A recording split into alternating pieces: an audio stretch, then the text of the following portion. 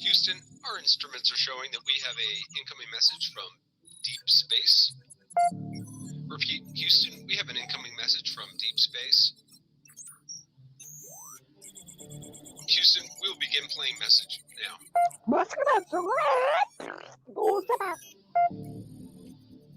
Houston, we're going to try and translate that up here. Hold for translation.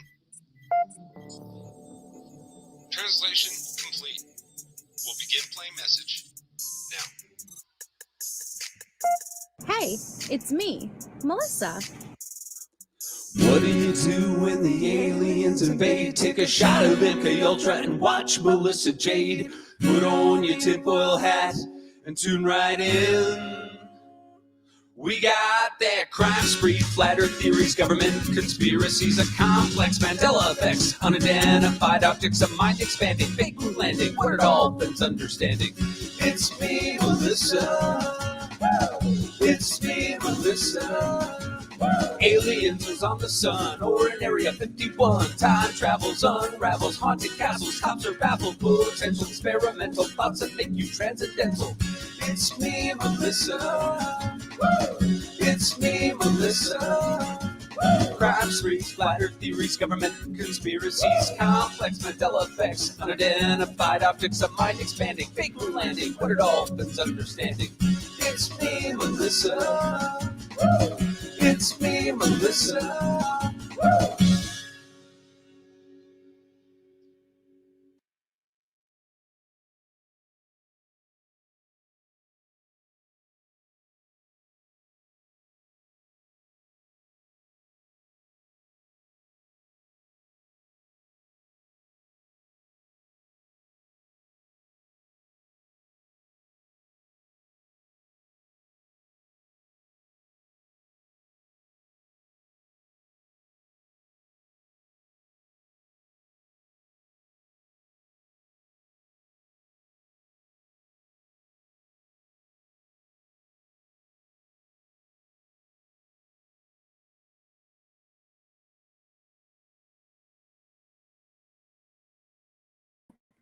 Hello, everybody. Hi, guys. Hello, Legendary. How are you? I hope you're feeling well. Hi, Eddie. Hi, KD, Foxfire, Just Jen, Cheryl. Let me see. We got Christine, KPM, Christina, Kathy Ford, Jesse, Nana Banana, Laura. I've been listening nonstop for a week. I'm hooked. You're so sweet. Welcome, Princess Megan, Elsa, Becky P, 87 Maria, Stop, Drop, and Roll, Skylab, Francis No More, ATS News, Cherokee Girl. Let me see. Crime Crochet Coiffee. Oh my god, that's so funny. Hi, my snot rocket. Mark Klein, Teacup Crankin, Lottie. That's what I like to hear, Lottie. Star T.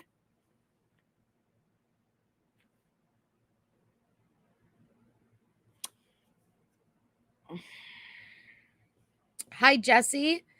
Pinchy, Becky, 0F's Given, Natasha Rene. Just Another, Ginger Boosie, Shelly Bean, Harlot People Meh. Let me see. Tony, Susan, Under Review.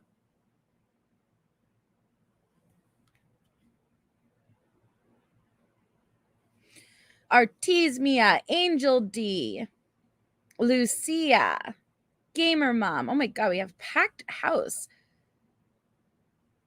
Let me see. Little Red Riding Hood, Kaleidohope, Shelly Bean, Mars. Okay. Hi, guys. Hi, guys. I can't keep scrolling up, but hello to everybody. How are you guys?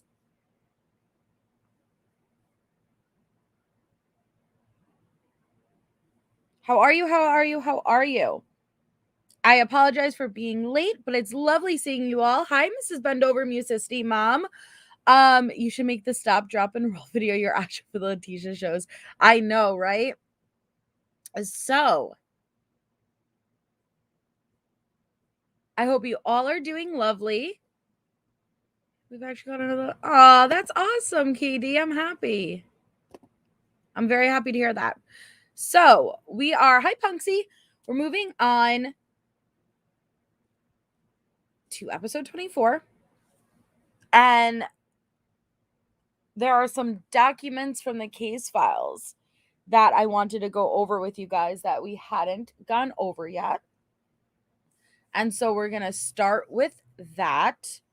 I will say, though, that trigger warning for some of the documents we're going to be going over because they are sensitive in nature and they can be triggering for some people. So just viewer discretion is advised because it's going to be focusing on the recovery of Gannon's body. So I just want you guys to have a heads up.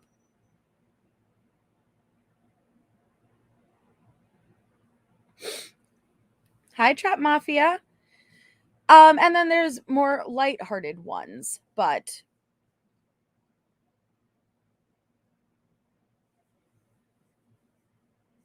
let me start and we could pull these up. Okay.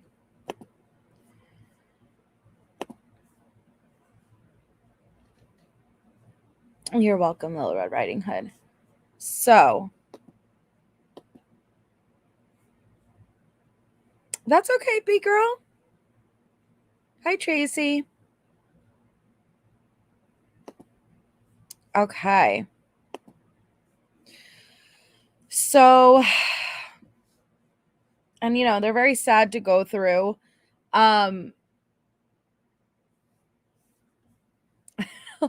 Shelly Bean, I'm sorry, but that was adorable.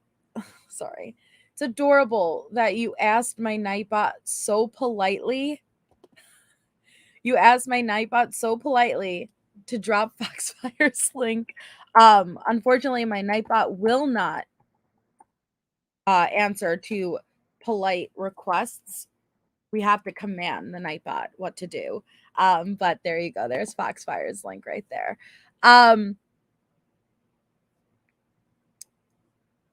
So that even lied about what I know. She lied down to what he was wearing. Totally understand, J-Cats. You could check back in maybe in like 20 minutes because there's a lot of other documents. But that's why I wanted to give a fair enough warning for anybody that it may be too heavy, and that's totally fine.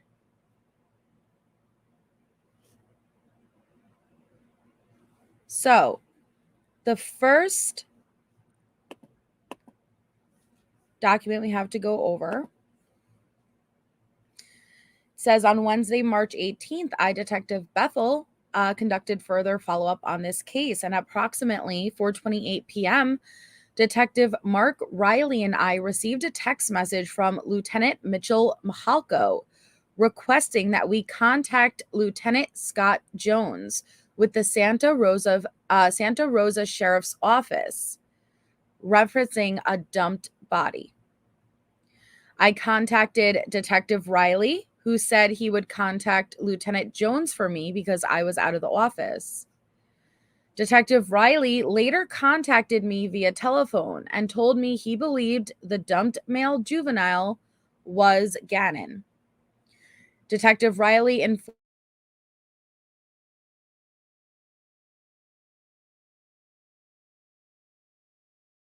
that was with him made Detective Riley believe the child was Gannon. I responded to the office of the sheriff to further assist in the investigation.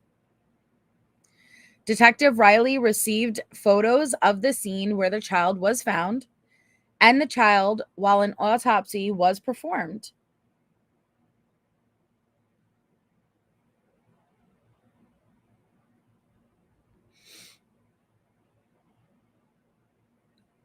I viewed the photos with Detective Riley. The bedding found with the child appeared to be the exact same bedding and blanket that was missing from the Stauch home that searchers had been looking for. The suitcase matched the description of the suitcase Al reported may be missing. The child was a white child with longer, dark hair, similar to Gannon's, and was thin, just as Gannon was. The child had 2 large front teeth with a distinctive gap in between them, just like Gannon. Based on all the information I received and viewed, I also believe the child found deceased and dumped in a suitcase to be Gannon Stauch. Detective Sergeant Hubble coordinated with the coroners in both counties to transfer medical documents to assist in identifying the child. The results were not immediately available. Lieutenant Jones reported Gannon was discovered by a road maintenance crew who was conducting work on the Escambia River Bridge off of Highway 90. During one of the pretext phone calls, Letecia was providing an explanation of where she thought Gannon was. She told Al something to the effect of she believed Gannon was abducted and authorities needed to look along a certain interstate. I do not recall the exact interstate Letecia stated, but do recall Al clarifying with her which roadway she was talking about.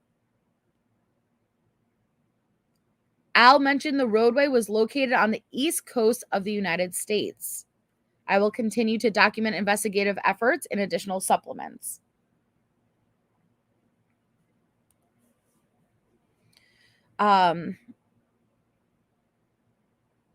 So this is parallel to that document. So receiving a text referencing the dump body. A short time later, I called Lieutenant Jones and obtained the following information. A body was discovered in their jurisdiction on March 17, 2020. A green suitcase had been found under the eastbound side of the Escambia River Bridge on US Highway 90. The body was inside the suitcase with bedding items. The body appeared to be that of an 11 to 12-year-old male. Clothing on the body included a blue Spalding jacket, Minecraft t-shirt, and sweatpants with white stripes down the legs. Lieutenant Jones also described a shark and anchor pattern set of bedding. Detectives of the Santa Rosa County Sheriff's Office determined there was no missing children within their jurisdiction, which matched the description of the body found. Oh, that's so sweet, Tadbit Spiffy. I'm glad you did too. Lieutenant Jones explained they had seen the story of Gannon on national news and believed the body found could be Gannon. They reached out to our office with the information about the incident. Upon hearing the description of the suitcase, bedding, and clothing, I advised Lieutenant Jones that I believed it may be Gannon. He advised me photographs were taken and he would send them to me via email. At approximately 5:37 p.m., I received 2 emails from Colleen Burt, the crime analyst for the Santa Rosa County Sheriff's Office. These emails each contain 1 PDF file of photographs collected. The first email contained the photographs of the scene under the Escambia River Bridge. The second contained photographs from the autopsy conducted.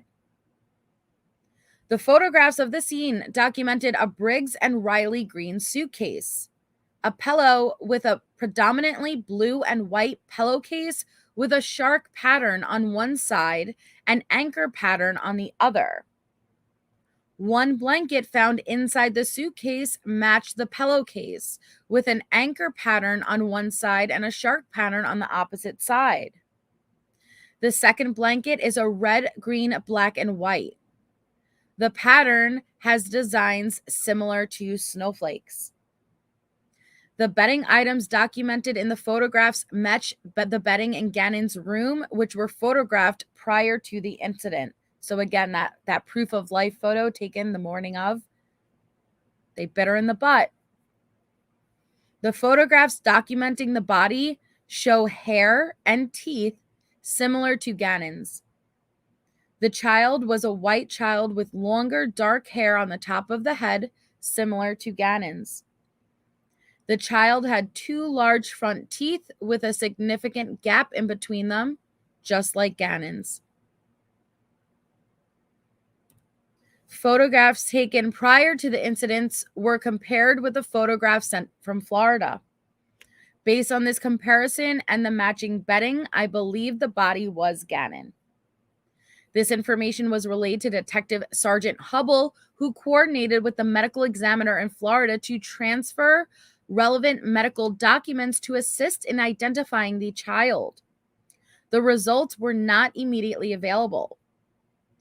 On March 19th, 2020, I received an email from Santa Rosa County Sheriff's Office Detective Jason Yoder containing a report he generated for his involvement in finding the body. A copy of the report is included with this report.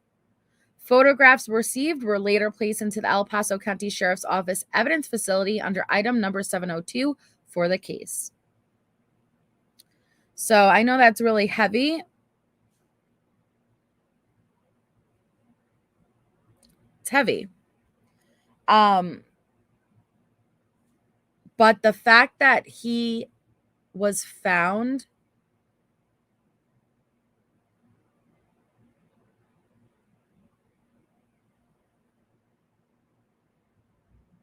was a blessing.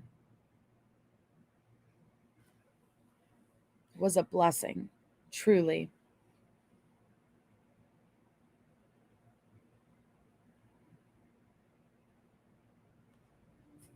Hi, hippie chick. Hi, Riddler.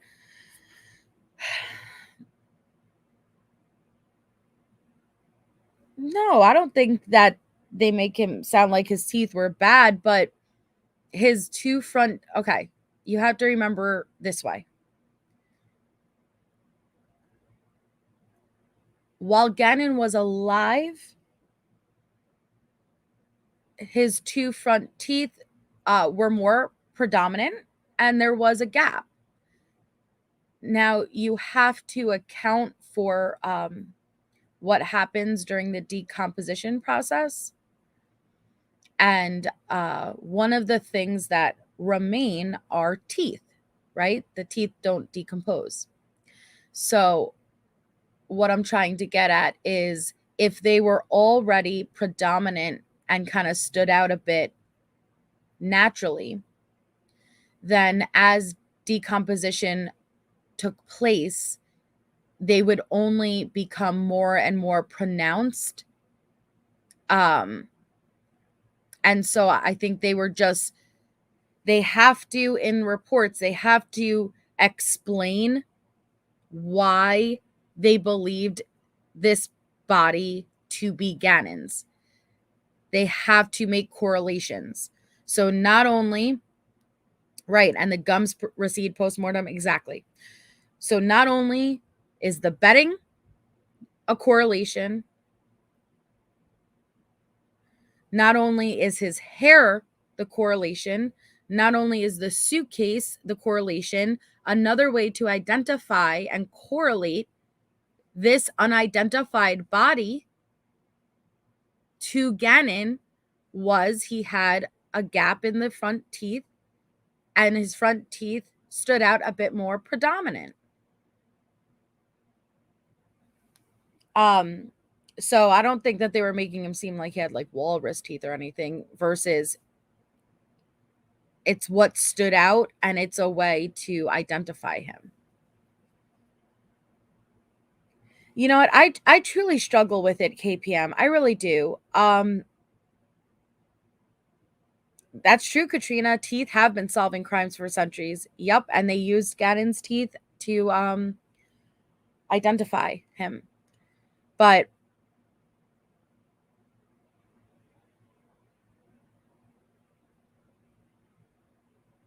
the gunshots to this day very much confuse me. They do.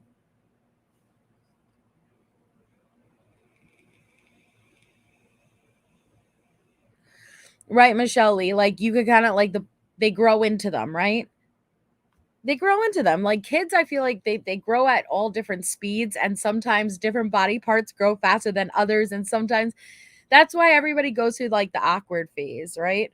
And then you could look really awkward during that transition period where you're like becoming a teenager, a preteen, and you're that awkward phase. And then eventually you blossom and you grow into yourself. It's just that awkward period where everything is growing, yet not everything is growing yet. And it's just that transition period. And,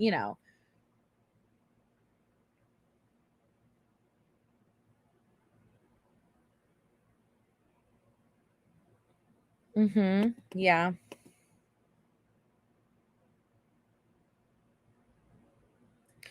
So I know KPM. So we do know he was shot in the jaw.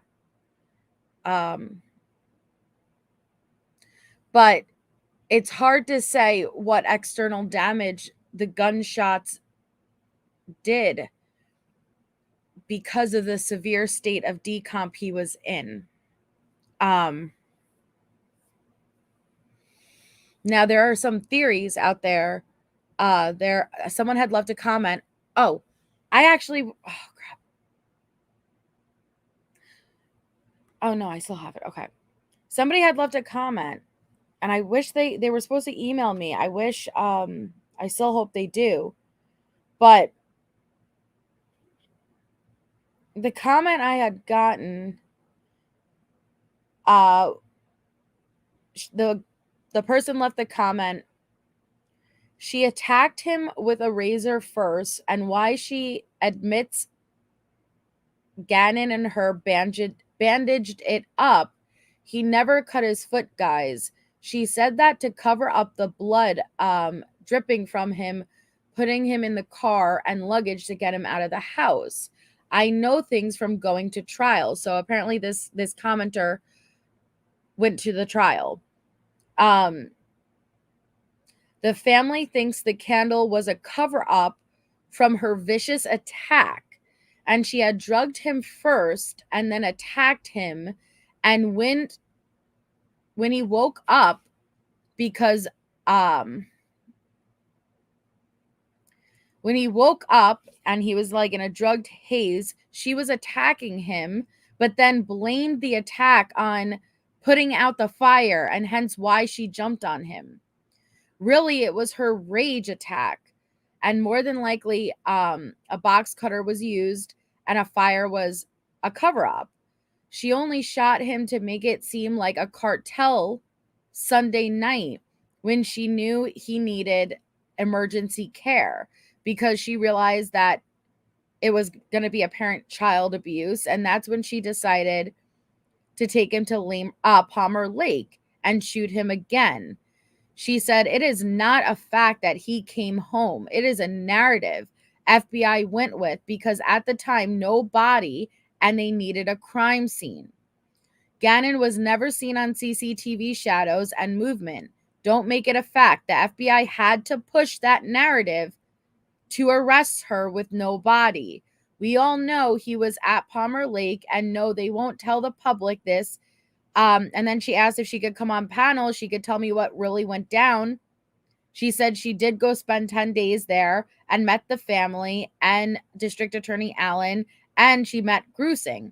And I said, oh, hell yeah. Reach out to me, email me, but I hadn't received an email yet. But if she was at the trial, if she met Grusing and District Attorney Allen and the family, I'd love to hear it. So the reason why I brought all this up is because that's not the first time I'm hearing about this theory that there's a good portion of people who do believe actually Gannon never did return home, that he wasn't the shadow. There was no shadow getting out on the other side. And that the ADT movements that we see that I went through in the other episode, and I could pull them up again if you guys want to see them, only depict her own movement, not necessarily the movement of her and Gannon. And so it would account for, well, why didn't anyone hear gunshots? Well, because the gunshots never happened at the house. But then I question, okay, but then how would the blood spatter get into the room like that? Yeah, I have a lot of questions. So that's why I would love to have her up and discuss it. So if you know, I don't want to put the commenter's name out there, but if you're listening, email me. I'd love to have you up. Hi, Designer McGallion.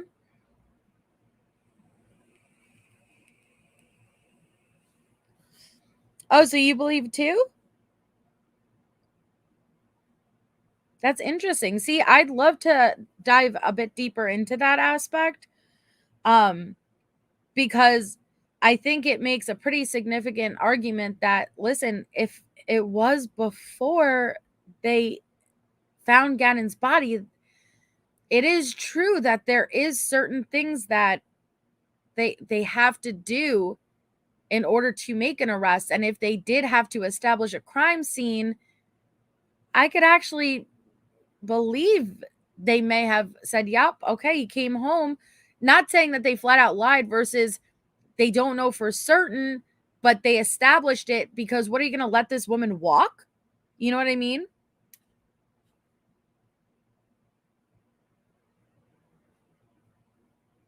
That's what I'm saying, Lori. I really struggle with the gunshots. And there were people outside of the house. There were people actively there.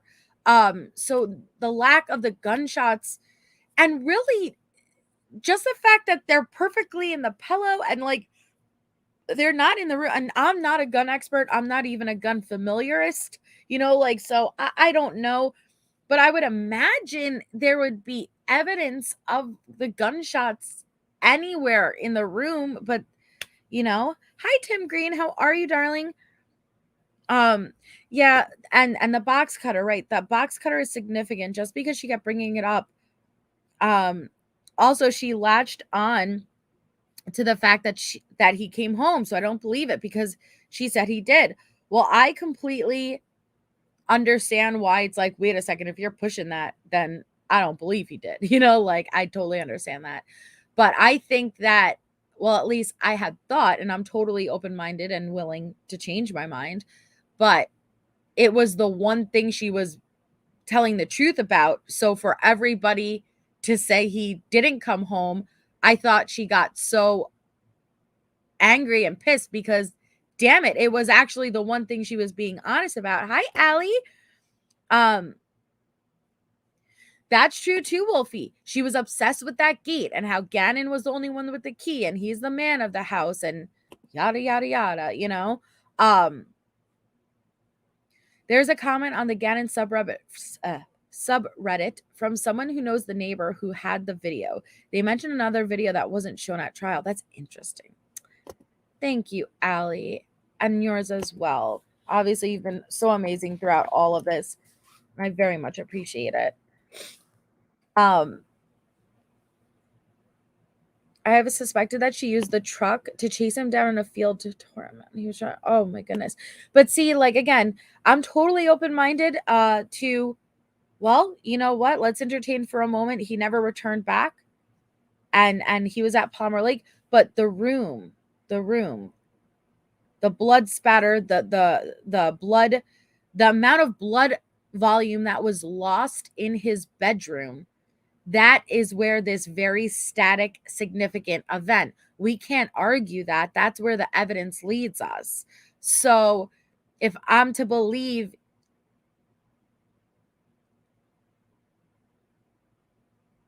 he died elsewhere, so what you're telling me then is that blood event, that spatter occurred prior to Gannon walking out to that truck, and he was able to walk out after losing all of that blood. That makes no sense to me.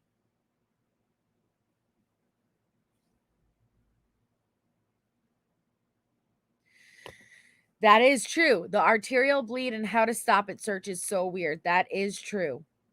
Thank you, Lori, for being a member for 17 months. Your support is so very much appreciated.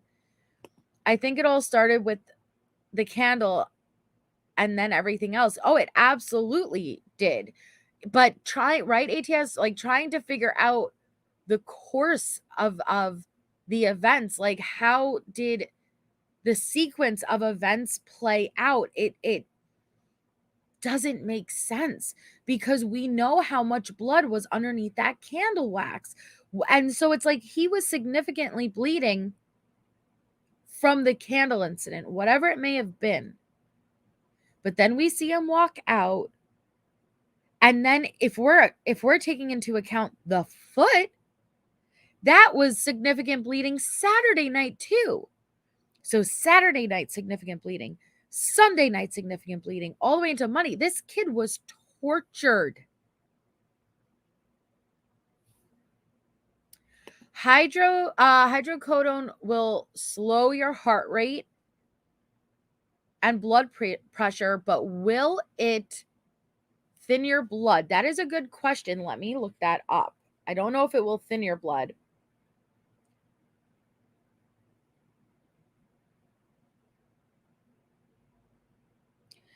No. Hydrocodone is an opioid analgesic. Though painkillers like aspirin are considered blood thinners, hydrocodone and acetaminophen are not. Okay, so there we go. Thanks, Michelle.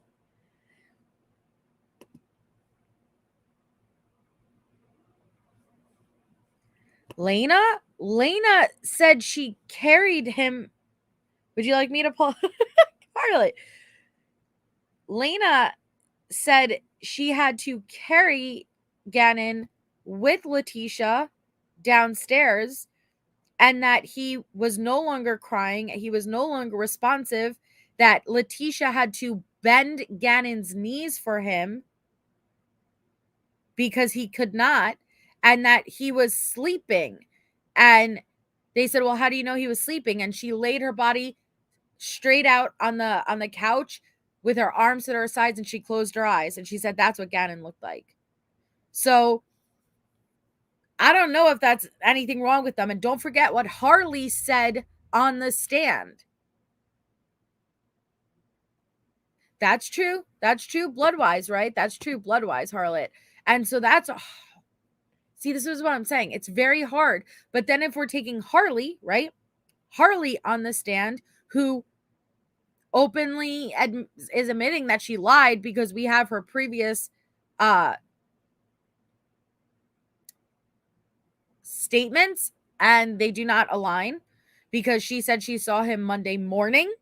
That's not true according to what she testified to. Letecia took her downstairs specifically to say goodnight to Gannon. She stood in Gannon's doorway. The lights were off and she said goodnight to Gannon. Gannon did not respond back.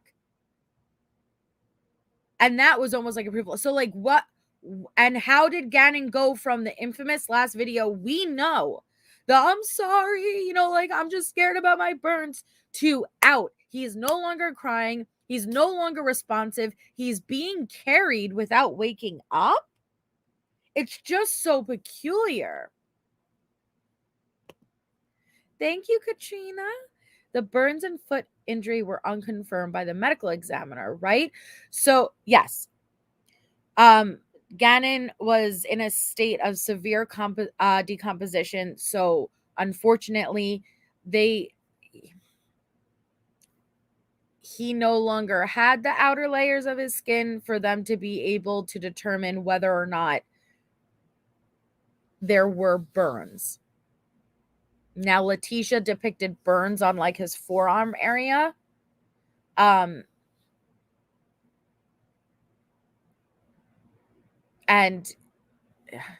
I'm trying to word it appropriately.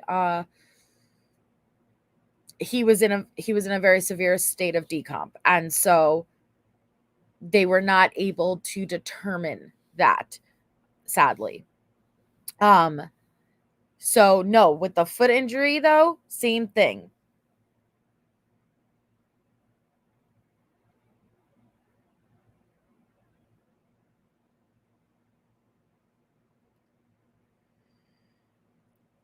Well, the arm, and I apologize, guys, because I'm trying to say it without I'm trying to say it while being respectful and without being too graphic. One of his arms was more severely decomposed than the other because of the position his body was in within the suitcase. And there is a entire process during decomp. You have to understand how much time had passed. It was almost a solid 3 months from the time, a little less than 3 months from the time Gannon was murdered to when his body was found. He was within a very tight, confined space. And so during decomp, your body releases a lot of liquids, fluids. It's, there's an entire process. And so his arm, I don't think you can look at the way his arm was and say, oh, that's indicative of injury versus it was indicative of the body positioning during the decomp process. Hence why it was so different compared to his other arm.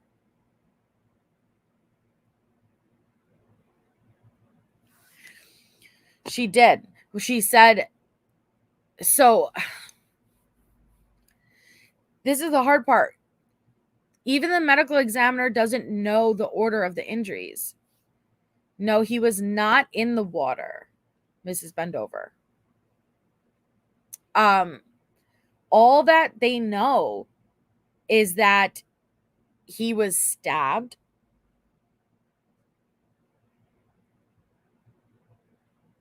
blunt force trauma, and shot. It is unclear the order and the sequence of events. And so it is unclear what may have been the final blow. It is unclear what injuries could have occurred the night prior.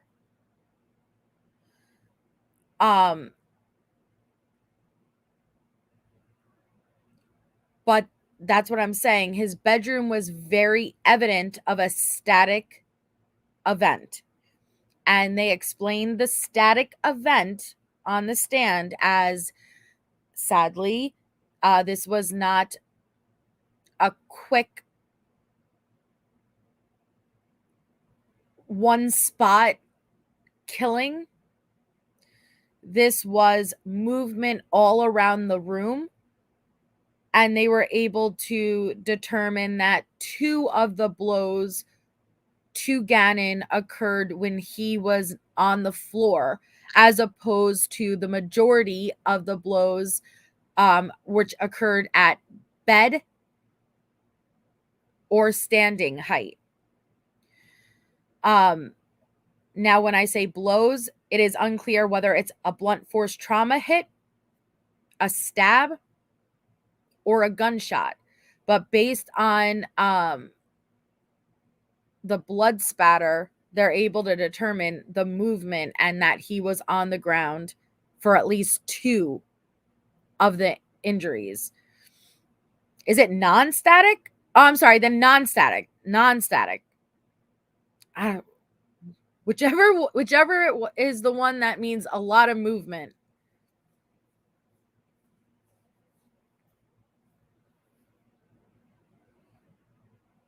There was a lot of movement. It's not like he was lying in the bed and that it was very quick and he stayed in the bed. There was movement.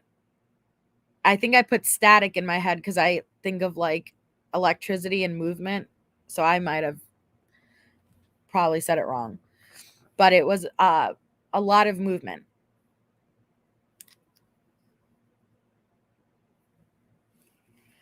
then the opposite. It was not a static event then. Maybe that's what they said, not a static.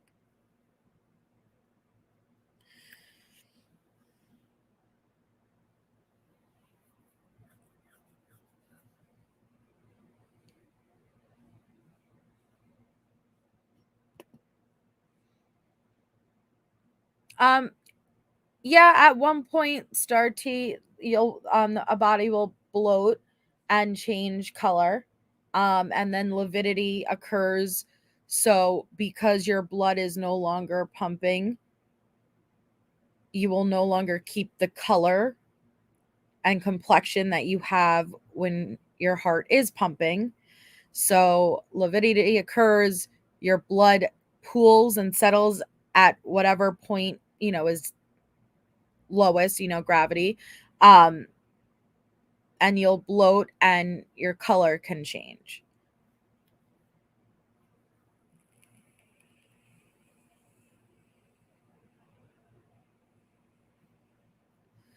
So this totally understand, Allie. Hey, MK. So this says at approximately 9:35 a.m. on March 25th, I contacted Santa Rosa Sheriff's Office Detective Richard Yoder. Detective Yoder is assigned as the lead detective for their case. Their case was initiated for the body found on U.S. Highway 90 underneath the Escambia River Bridge in their jurisdiction. My contact with Detective Yoder was to obtain information about the evidence items they collected from their scene and from the autopsy. After speaking with Yoder, I sent an email to him containing the following requests. 1, evidence list for all evidence collected in this case to include item numbers. 2, list of any evidence that is available for immediate release and shipment. 3, list of remaining items that are not currently available for release and shipment. Important. Projectile from autopsy to release and ship. Projectiles in pillow to release and ship if dry. I received a reply email from Detective Yoder that when their crime scene unit returns to work due to the coronavirus, the requests made will be handled as soon as possible.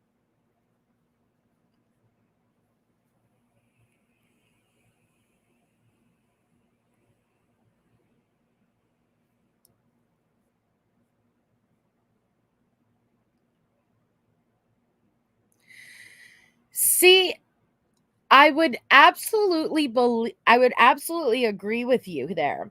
And she did say things that the adult said. We've gone through a lot of documents in this series, and we have seen interactions with Lena, whether it was with her school counselor, whether it was with one of Gannon's classmates on the playground, where she had repeated things that she clearly overheard.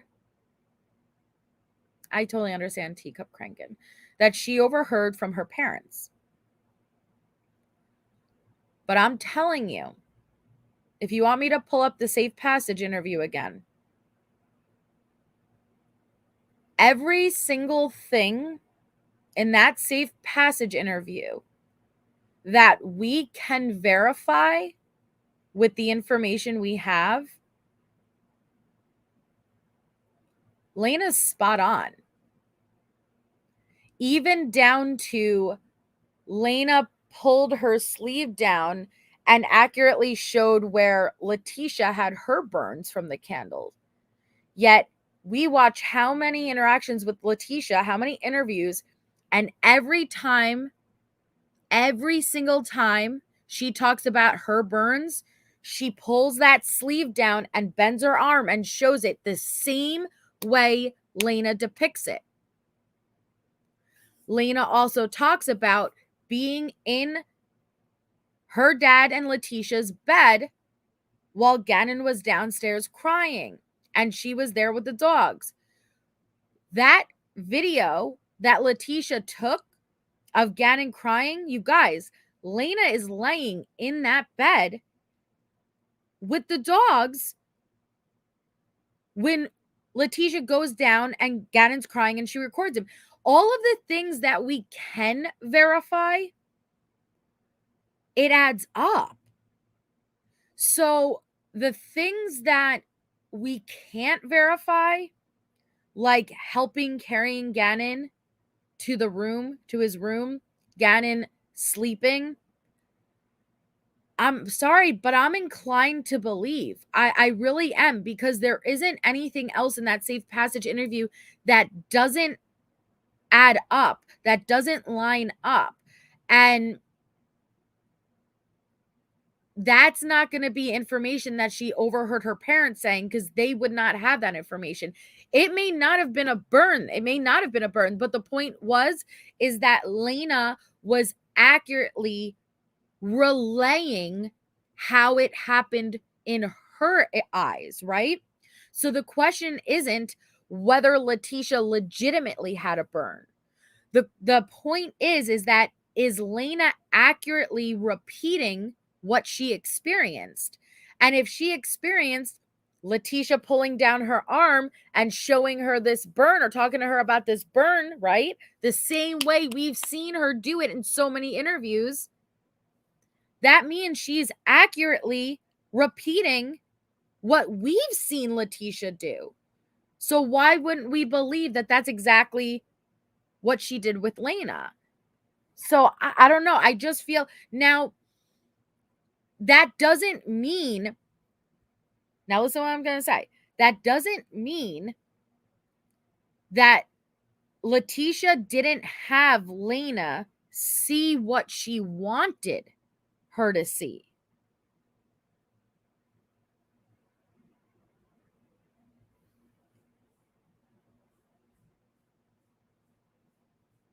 That does not mean Letecia did not acquire Lena's help with the intentions of specifically knowing how it's going to appear to this 8-year-old child. Yes.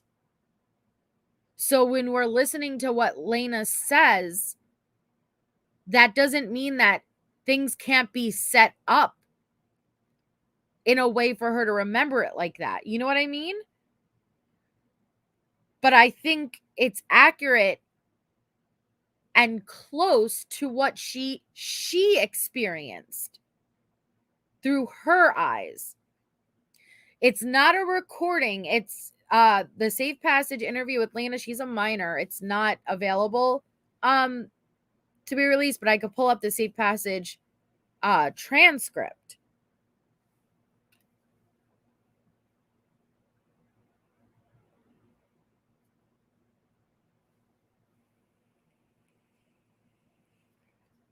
That's correct. Harley wasn't home yet, because Lena even references that in the safe passage. When they got done bringing Gannon downstairs, Harley gets home. Lena and Letecia start to tell Harley what's going on, and Letecia sends Lena to bed. She accurately explains all of it. And this is what I'm saying. Everything that we can verify, it adds up. So I'm more likely to believe what Lena's saying. Now, that doesn't mean, hey, this is 100% how it happened, versus this child is accurately relaying what she experienced through her eyes.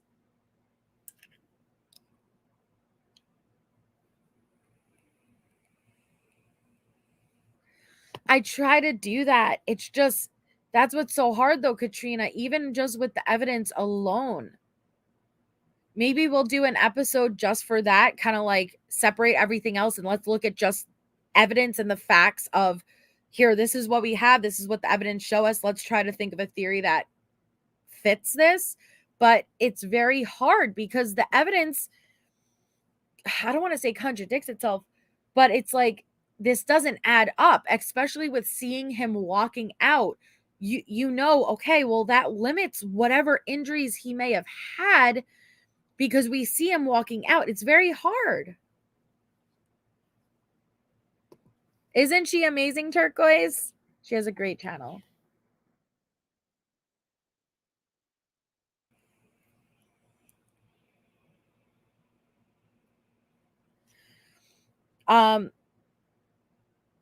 Well, before I move on, did you guys want me to pull up Lena's safe passage interview real quickly? or no? Because I think this is the last of the Gannon's body document before we move on to a different.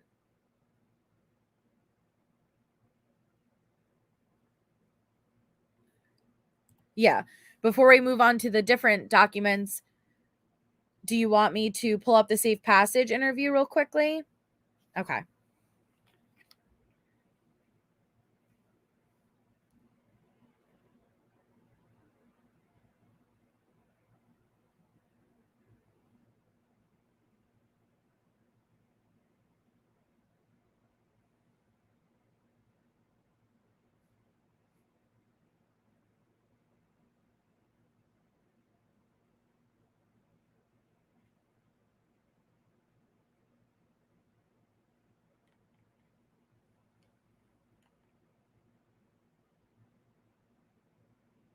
Okay, hold on one second.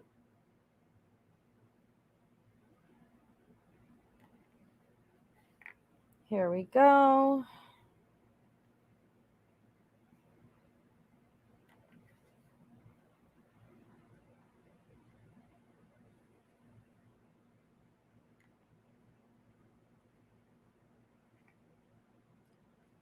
Three.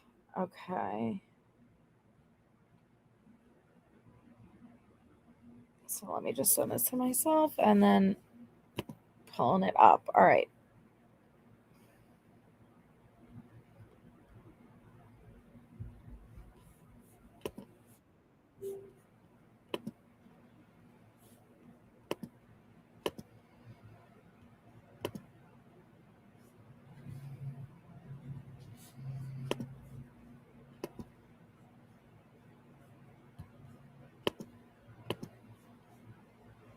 Hi, Mac J. Hi, Shauna. Okay.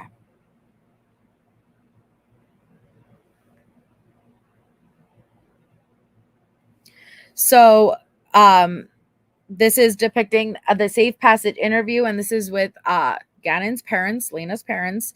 And it explained that Al and Landon said that they have been trying to keep Lena away from the media as much as they can, but they said that Lena did see the video that was put on the news because Al was watching it and Lena looked over his shoulder.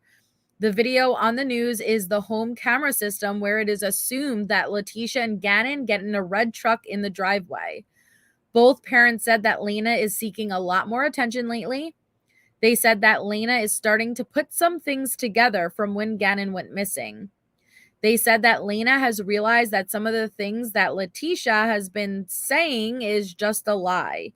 Lena has been calling Letecia a liar, but they're trying to not let Lena hear adult conversations about Gannon. And Lena has been in counseling and completed one session so far. So now this is the safe passage interview with Lena. This little section just explains how at first Lena didn't want to go into the room. She kind of was very uncomfortable. She was running around the building laughing. They were having issues getting her to sit down and conducting an actual interview, but they did their very best. So it's not a complete interview. But this is what they managed to get out of her before she kind of like, gave up, like kids could only, and it's very traumatic. So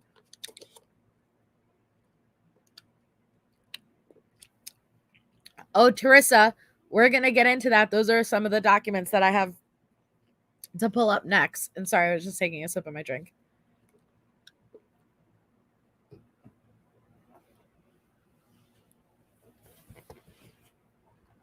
Okay. Yeah, Tiny Dancer.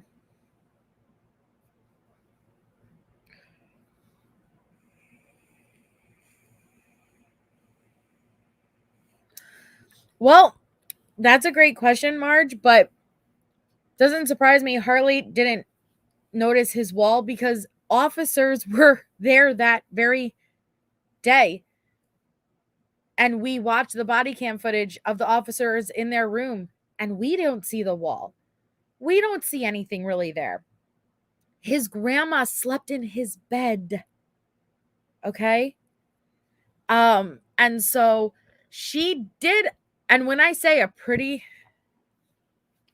decent, quick job, no, obviously there was evidence everywhere, but I'm saying, like, yes, she managed to clean to where the visible eye, you didn't see anything remarkable jump out at you at first glance. Okay? But no, it doesn't surprise me that Harley didn't see anything. The own officers didn't see anything when doing a walkthrough. Gannon's grandmother slept in the bed he was likely murdered in and didn't see anything. Right. And remember that video because Lena references that. Okay. So it says Karen started the interview by attempting to build rapport with Lena. Karen told Lena that during this interview, she is not in trouble and they just want to talk about stuff that is true and real. Lena nodded her head yes. She would talk to Karen. However, during the interview, Lena struggled to remain still, and on at least 2 occasions, she ran out of the interview room. Due to Lena being unable to focus, a full interview could not be completed. However, the following information was obtained, which again, trigger warning, it's sensitive and viewer discretion is advised. Lena said they went hiking on Sunday, January 26, 2020. She began to explain the hike. She said at the end of the hike, Gannon used the bathroom in his pants. Lena says later that night there was a fire. Gannon forgot to put his candle out and the candle got knocked over. Tecia saved Bubba's. Bubba is a nickname that Lena used for Gannon. Tecia put blankets over Gannon to put out the fire. Gannon had a little bit of fire on his shirt. When Lena was describing where the fire was on Gannon, she pointed to her left side lower abdomen. It is unsure if Gannon's shirt was on fire. So again, just pausing real quick. That doesn't mean that this is the literal events that took place versus this might have been what Letecia made sure that Lena experienced. Does that make sense? So Lena could 100% be relaying what she as an 8-year-old child experienced, but Letecia very much could have controlled what she saw and intentionally had her see certain things. So I do believe she is accurately relaying to us what she was told, what she experienced to the best of her ability. But that doesn't mean that this is 100% what happened. Lena said when the fire happened, she was in her bedroom on her bed. Lena heard the fire alarm going off. Tecia said, load up in the car with the puppies. Gannon was freaking out, saying, I'm sorry. I'm really sorry. Tecia kept saying, okay, it's okay. They drove around in the car.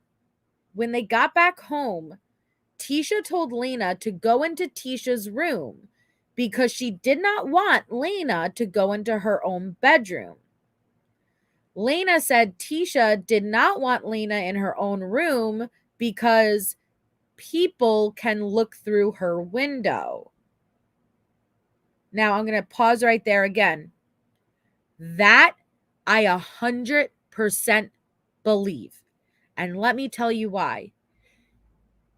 One, we have heard how much from Letecia. How much paranoid, crazy, nonsensical statements from Letecia. Can you imagine an 8-year-old child making up something so random as to say she didn't want me to go back into my own room because people can watch through the windows. An 8-year-old child, there's no way that was not said to her, because it 100% accurately fits Letecia's mind state, what she was saying at the time, the paranoia, everything that she was experiencing. And so I think that was such an odd and peculiar statement that it very, very dominantly stood out in an 8-year-old's mind, right? What people could look through the windows, what, and so I 100% believe this is what Tecia did say. But I'll also tell you what I also find interesting about it. Let me tell you what I find super interesting about it. Nobody else was there as far as adults. Tecia didn't have to really put on too much of a performance in front of an 8-year-old. You know what I mean? And so I find it super interesting that Letecia would even say that. And I don't like to say this. But at the same time, it makes me question, like, did Letecia say that and mean it?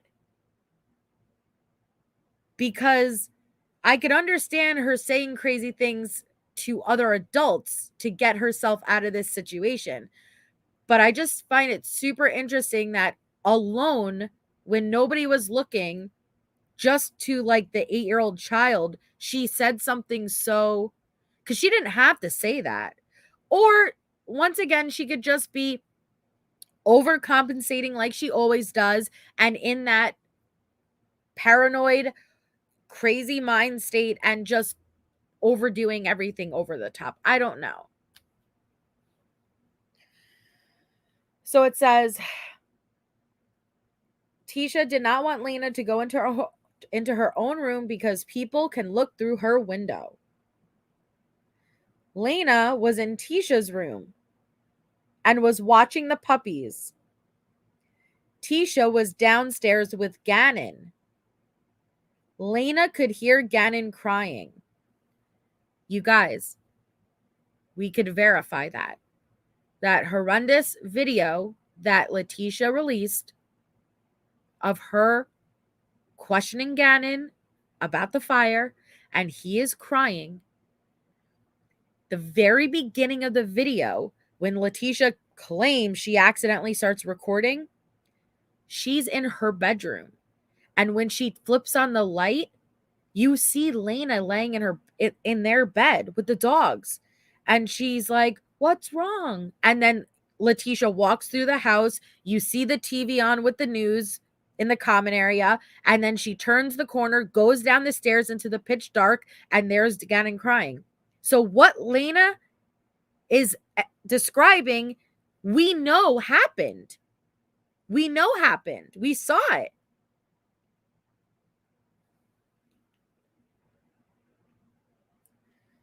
So Karen said, "What happened next?" Lena said, "Then it was the next day." Karen asked Lena if Gannon's shirt caught on fire and how she knew that. Lena said the shirt did catch on fire, and she knew this because Tecia told her. Tecia showed Lena her burn mark. When Lena was describing where Tecia got burned, she pulled up her sleeve on her left arm and pointed to the bottom of her forearm, which again, that is what we've seen Letecia do in her interviews. Anytime she talks about this candle incident, whether it's with that big 90s Nickelodeon jacket windbreaker she's wearing or the long sleeve, she will pull up her left sleeve and point to her forearm. So I think Lena is absolutely accurately relaying what she experienced.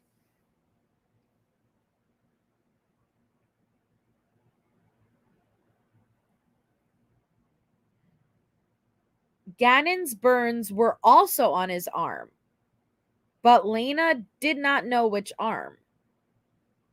Karen asked how she knew, and Lena said, "'Cause Tecia told me."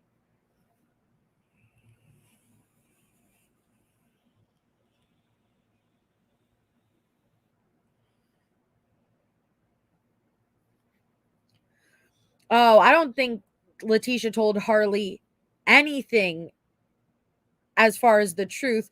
Okay. That doesn't mean that Harley wasn't realizing as time went on that there was something severely wrong. But do I think Letecia ever told Harley, hey, this is what I did? No, because Letecia won't even be honest with herself. What makes you think she's going to be honest with Harley? No, I don't think she ever told Harley, but I think it was freaking very obvious that there was something severely wrong. She didn't tell Lena that she killed Gannon, and at this point, she didn't kill him. I'm talking about after with Harley. Harley wasn't home for this.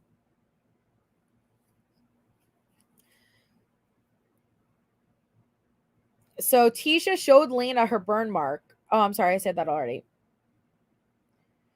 Lena said Tecia was freaking out and described this as Tecia in her room taking several very deep breaths, and then said she fell asleep in her bed. When Tecia was freaking out,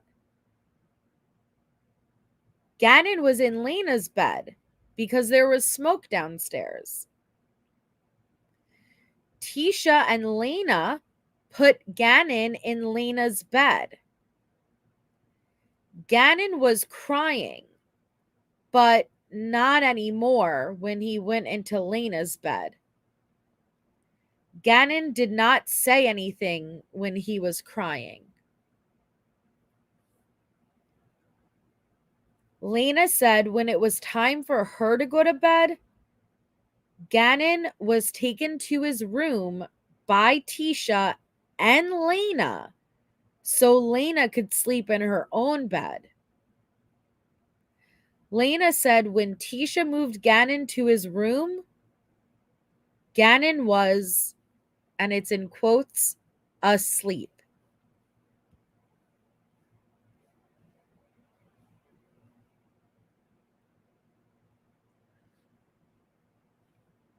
Harley came home from work at Massage Envy. She came home and began loving her dog Chance. Tecia and Lena told Harley what happened, referencing the candle. Harley asked if Gannon was okay. Tecia told Lena, "You have to go to sleep in your bedroom." Lena went to her room and went to sleep. Lena said when she went to bed, Tecia and Harley were watching TV in the living room.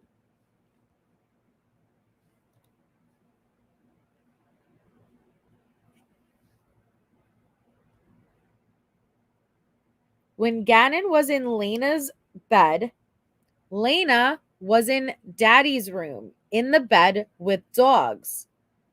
Lena said Daddy was on an airplane. That is accurate. She is correct. Lena said the following day she had school because it was Monday, January 27th. Gannon could not go to school because of his tummy. Lena said Tecia made this up and it was just a lie. Lena talked about Tecia putting Gannon in the car, went somewhere, dropped him off, and then went back home. Karen asked Lena how she knew about that. She said she saw it on someone else's camera. He lives 2 houses down, and his camera can see all the way to his house. This was also the video that was on the news that Lena saw, that Al and Landon had told them prior. Lena saw the video on the news. When Lena went to school, she said Gannon was in his room sleeping. She knew he was asleep because she helped put him in his bed. When she helped put him in his bed, Karen asked, well, what did Gannon look like? Lena demonstrated straightening her body out on the couch to act as if she was sleeping, and she closed her eyes. She said Tecia had to bend Gannon's legs because he was too sleepy to talk. I'm sorry, he was too sleepy to walk. Tecia and Lena helped Gannon go downstairs. They took him to his bedroom. Then Lena saw the fire spot. She described a big cutout on the carpet near the couch. She said there was also some candle wax on the couch. Pause.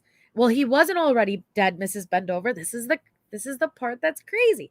We see him walk out on the footage. We see him walk out the next day. He doesn't look good, but he walks out. So this is what I mean by, damn, these sequence of events don't add up. But you see how Lena says, that's when I saw the fire spot. If you're familiar with their house layout, to get to Gannon's room, Lena and Tecia never had to pass where that fire spot was. It was on the other side of the basement. So that tells me Letecia physically brought Lena over and brought her attention to it. They did not pass it. They did not have to pass that spot to get to Gannon's room.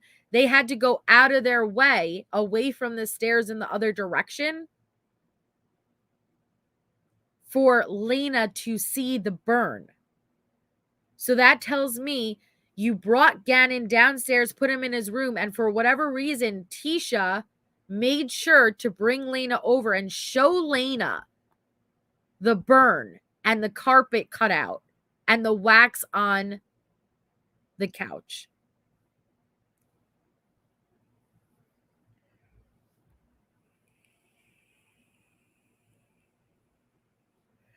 Yep, Katrina?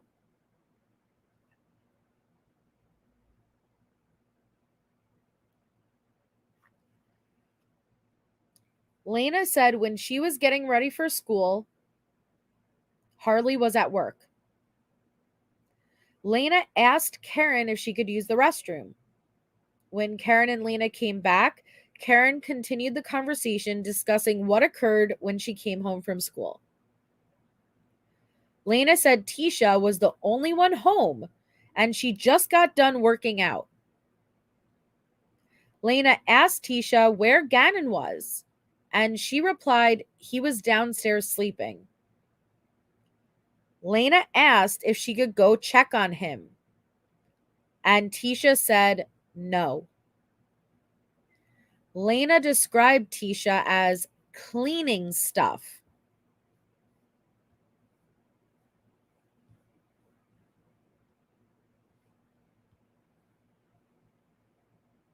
Tecia was cleaning her room and the kitchen.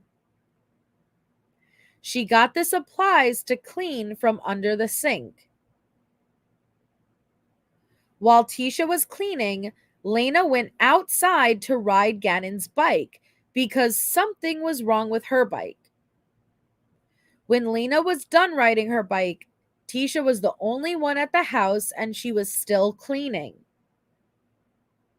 She was cleaning her room and the kitchen.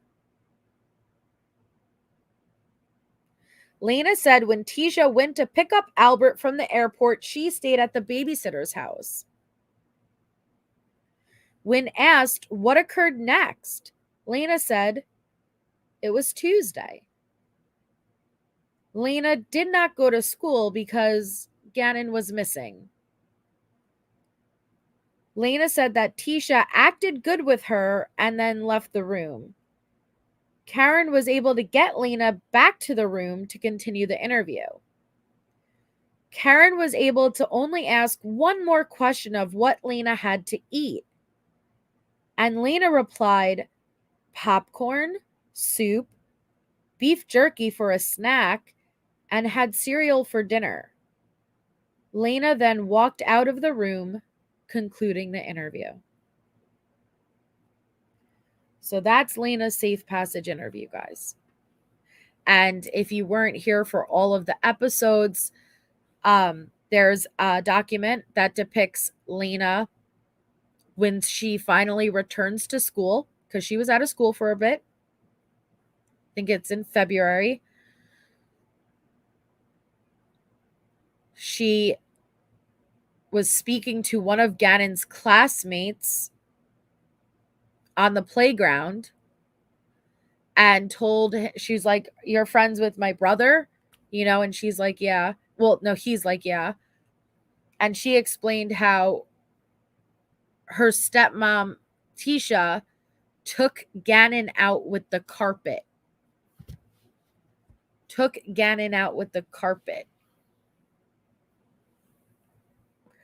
And there's similar things like that where Lena also made comments along those lines to the school counselor. And now with things like that, that is something she's overheard.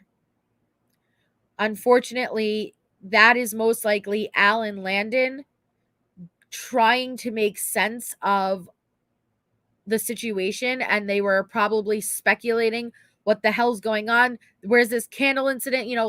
Well, she cut out this carpet. Now the carpet's missing. Did she hurt him? Did she take him out with the carpet?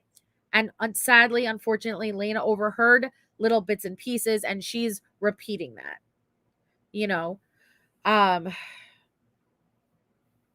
It's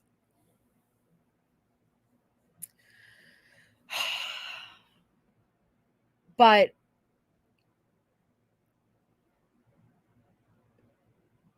Letecia, you involved, and Lena and Gannon were inseparable, guys. Lena and Gannon had a very strong bond. In fact, Landon said, Gannon's biological mom said, that's how she knew something was seriously wrong, is because not just that Gannon was missing, but Lena wasn't. That they were always together. And the fact that he's gone and she isn't, there's something seriously wrong. And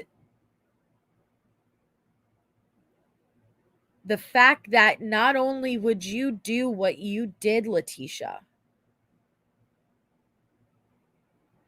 but you involved this 8-year-old girl, his sister, unbeknownst to her not knowing what she was involved in. You think she went through trauma then? What do you think she's going to go through as she continues to get older? And she has to realize and come to terms with the fact that she put her brother to bed for the last time. That you involved her somewhat to, we don't know what extent, in her brother's murder.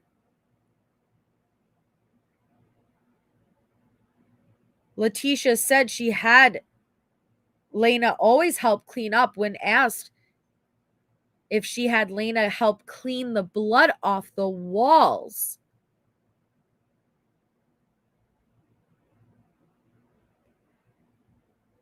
Lena describes having to carry her brother down the stairs unconscious. What do you think she's going to have to deal with when trying to figure out what events she was involved in her own brother's demise as an innocent 8-year-old child? Did you have her clean up her brother's blood?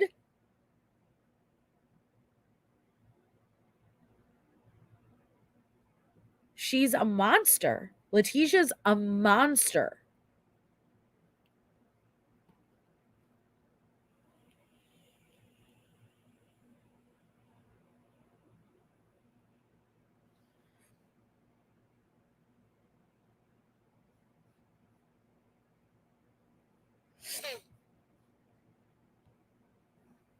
Oh.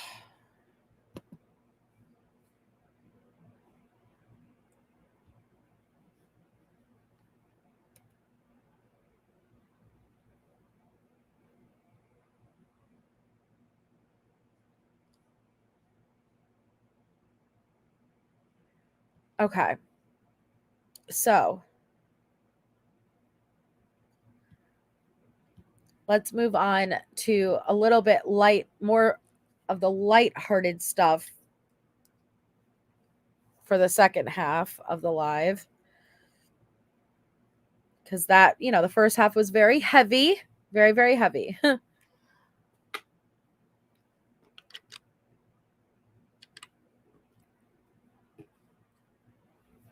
Okay. So this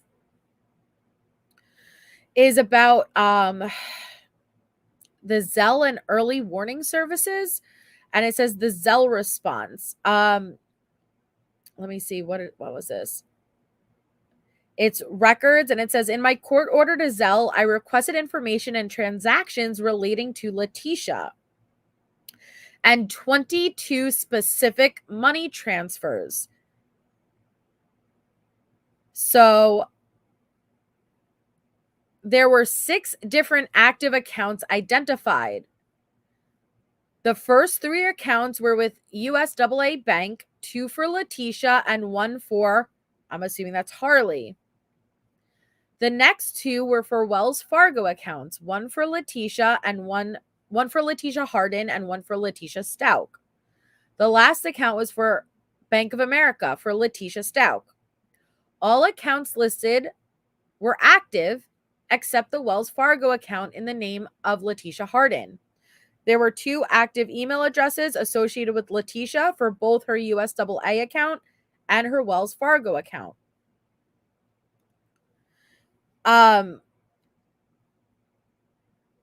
So there were 39 transactions identified between June 28th, 2019 and February 1st, 2020. But the following transactions occurred in 2020. So this is interesting, right? What was she, where was she moving money leading up to the murder? Well, let's see. January 1st, Letecia sent $40 from Wells Fargo to herself. So she's moving money from accounts to herself in another account, if you're confused, okay? A week later, January 8th, Letecia sent $885 from USAA to herself at Wells Fargo. Now, see, this is interesting because the first one, it's from Wells Fargo to USAA. Then the next one is $885 from USAA to Wells Fargo. So she's moving them back and forth out of these accounts. January 21st, a week before she'd kill Gannon, Letecia sent $800 from Wells Fargo to, I'm assuming that is Harley, at USAA. Then February 1st, this is right after the murder, it's a couple of days, okay? Maybe it's Al's account. Maybe it is Al's account. It's redacted. You know what? They probably would redact even if it is Al. So it can be Al. Yeah, probably Al.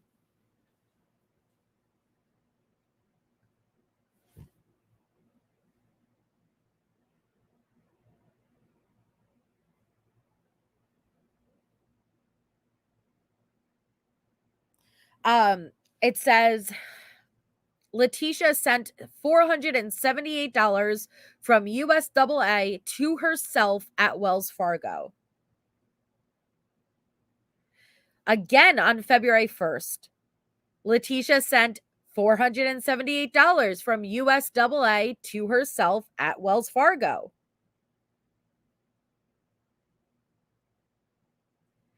So we're jumping back because now this is Zelle. So June 19th to April 15th. So on January 1st, again, now we're jumping back to prior to Gannon's murder. Letecia sent $40 from Wells Fargo to herself at USAA. January 8th, sent $885 from USAA to herself. January 21st, sent $800 from Wells Fargo to herself. February 1st, sent $478 to herself. February 1st, sent another $478 to herself. Then April 15th, it said Al, I guess that's, Al, because it says sent $300 from USAA to himself at Bank of America. So yeah, that would probably be Al. And it says, early warning services response to my court order was almost void, valuable, or unique information, except to confirm the only accounts associated with Letecia and Al were USAA, Wells Fargo, and Bank of America. So I just thought it was interesting to see the movement of the money.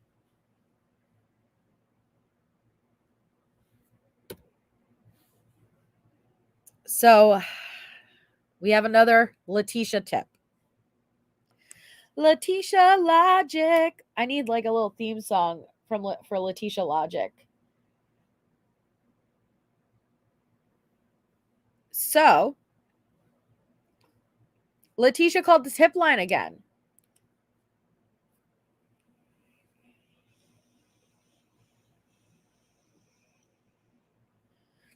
This says on Friday, August 8th, 2020, I, Detective Bethel, conducted further follow-up on this case. I received an email from Nicolette Dubois, who is a crime analyst for EPSO and is currently monitoring the EPSO tip line. Nicolette informed me Letecia called the tip line twice on August 6, 2020. Nicolette summarized the content of the calls in an email to me and provided me with the recordings of the calls. The following is a summary of her email. Good morning. I wanted to let you know Letecia called the CJC crime tip hotline twice yesterday from A2 at 0716 and 0747. She was in jail. She called the EPSO tip hotline from jail.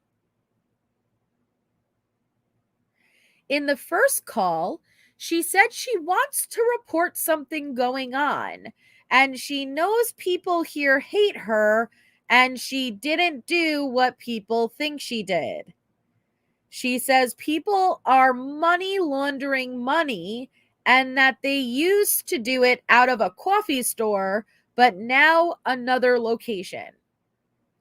They are taking kids out of the back of vans, going to kill more kids, and the moment you don't agree to be involved, they will hurt you or someone you care about.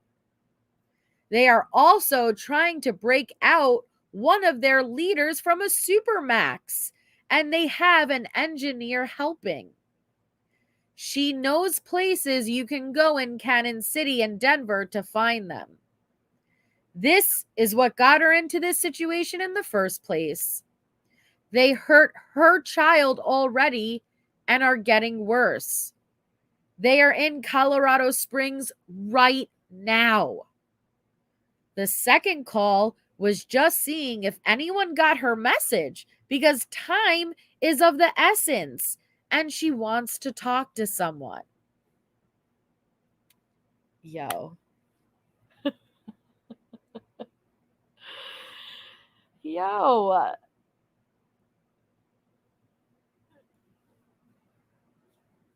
So,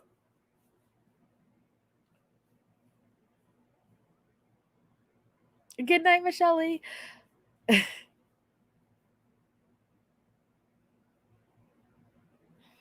Oh my God. She calls the tip hotline from jail and then not only calls and reports that bullshit tip, but then look how much time passed. She called twice at 7:16 and again at 7:47. So not like 30 minutes passed, but 30 minutes passed after calling in the initial tip before she called again and said, yo, what's going on? Did anybody get my message? Excuse me, did you not hear what I said about kidnapping in the back of vans and coffee shops and money laundering? Time is of the essence, people. A whole 30 minutes have passed. I haven't gotten a return phone call? Are you kidding me? 30 minutes.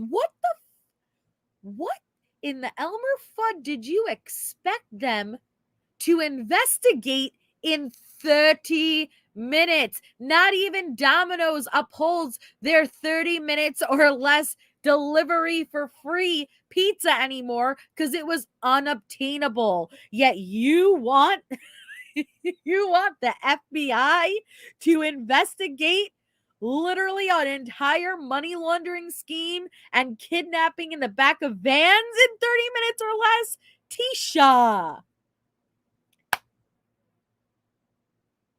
Tecia, this isn't we're gonna figure it out in 30 minutes or else you get out of jail free card. No. 30 minutes, you guys. 30 minutes. Hi, yeah, I'm calling just to follow up because I have not heard back from you guys. I called 28 minutes ago. Do you not are you not taking this situation seriously? Oh my God.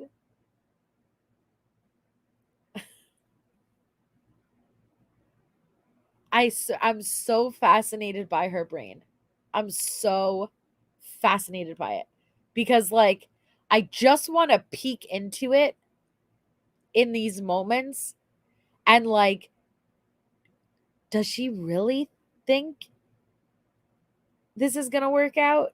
Does she believe it? Does she really think, yeah, no, this is a good idea? No, she was calling us herself.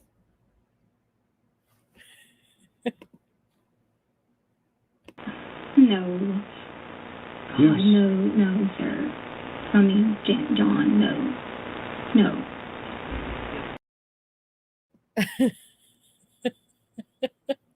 Come on. Oh my God. Time is of the most essence right now. 28 minutes and counting. I expected a call back. This, oh my God. Entitled bitch. What do you think she was chilling by the phone at the jail, just sitting next to that payphone, waiting? How dare they? Oh my God. Oh my gosh.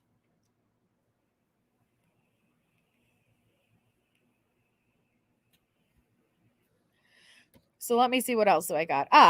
The life insurance policy. So this So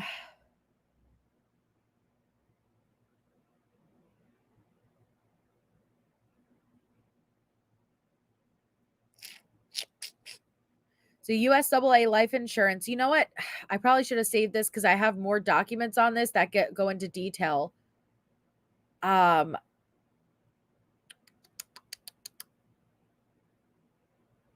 have the details for the life insurance. I just don't have them up. I'll pull them up for tomorrow. Maybe I should just. All right, I'll read this to you, but I'll pull up the rest of the documents for tomorrow that'll explain it further. But this says Letecia Stauch is the beneficiary. So on today's date, the policy information was returned and reviewed. It appears life insurance policies were taken out in 2017 for all 3 children residing at the Stauch residence. The policy was requested by Miss Letecia Stauch. It does not appear Letecia has attempted to collect on the policy. However, Mr. Stauch has attempted to contact USAA regarding the policy several times to see if she has and the terms of the policy. This has been done several months after Gannon was found to be deceased. So I'll pull up, because I do have those documents. I'll pull them up for tomorrow, though.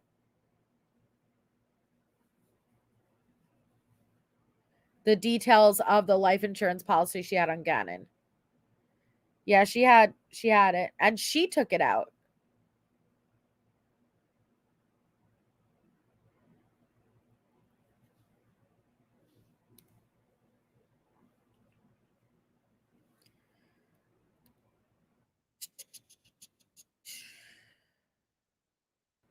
Okay.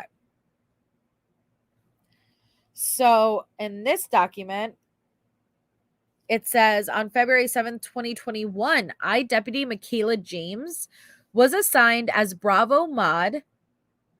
Hey, I have a Bravo Mod at the El Paso County Jail, which is located at, whatever. At approximately 11:50 hours, I walked into Redacted to inform the deputy that she had an inmate scheduled for a WebEx visit. The inmate scheduled to go was identified as Letecia Stauch.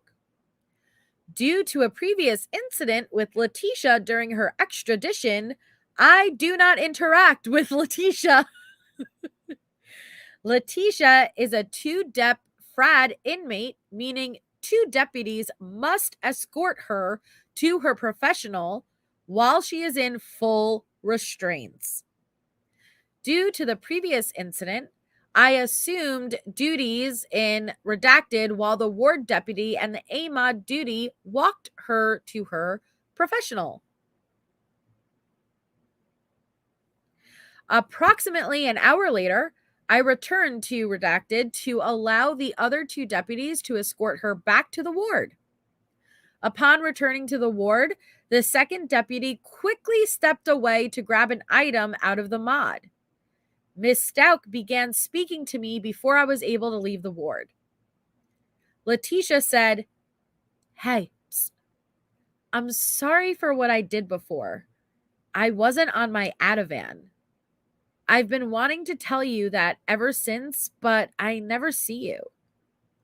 The only interaction I have had with Letecia was during her extradition when she assaulted me. I did not speak to Letecia before she started the conversation and did not ask any questions. Psst, psst. I am sorry I Hulk smashed you with that monster can and said you were threatening me. I didn't take my Ativan that day. So I've been wanting to tell you that, sorry." Not only did she Hulk smash, okay? You have to remember, then when they were transporting her to the other vehicle, Letecia went dead weight and popped Bethel's shoulder out of its socket. And then when she got into the back, they had to drive her to the hospital where she pretended to be unresponsive.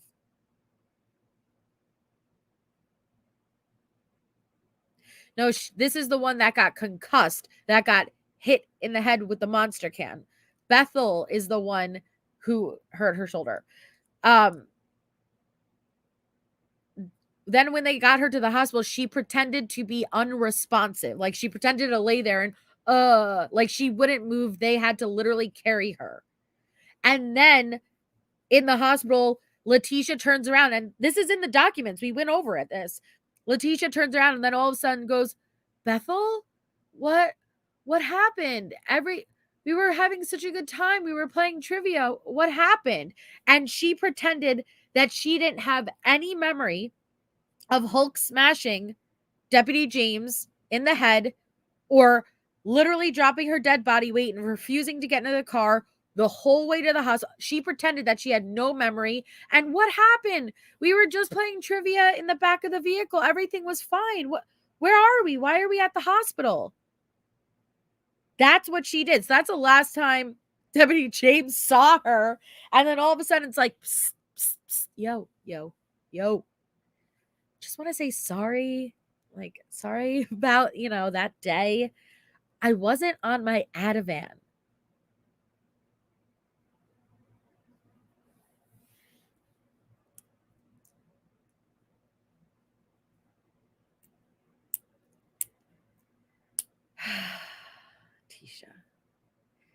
Tecia.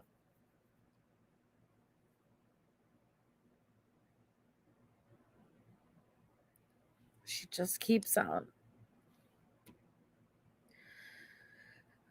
Okay. Then we have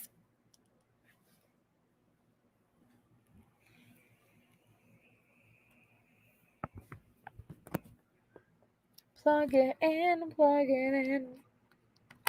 Okay, there we go.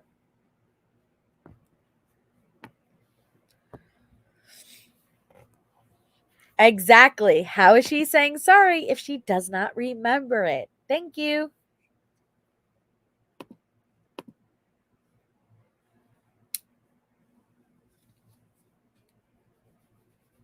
Okay. Well, I'm fixing my hair.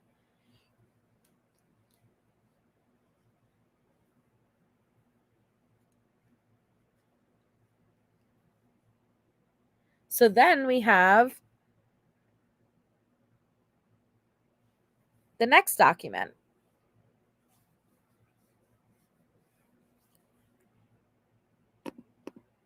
And in this document, it says on February 10th at approximately something 45, Detective McCormack conducted a follow-up.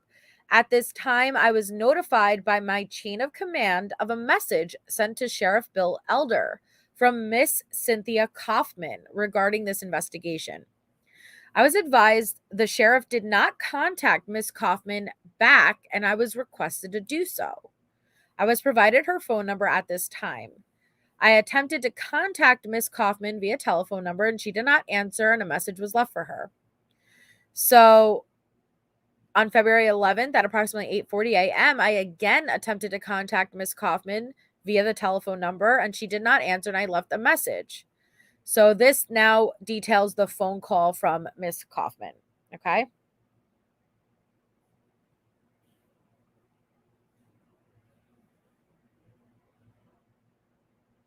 On February 11th, 2021 at approximately 4:15 p.m., I received a return phone call from Miss Kaufman.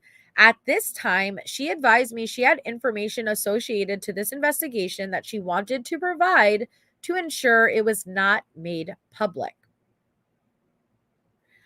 Miss Kaufman advised, and prepare. Ms. Kaufman advised that she was currently assisting with the civil custody case involving Alan Landon. During this time, she received information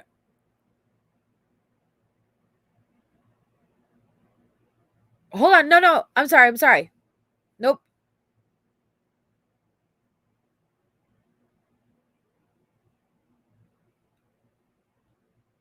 I read the redacteds wrong. I apologize. 1 second. This was a different safe passage interview. 1 second. So how do I do the redacteds? Her son had one. Okay.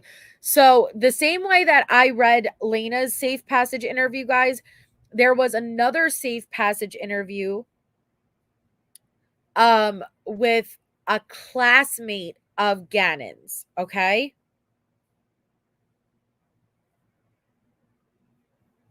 So just bear with me with the redacteds, with the redactions.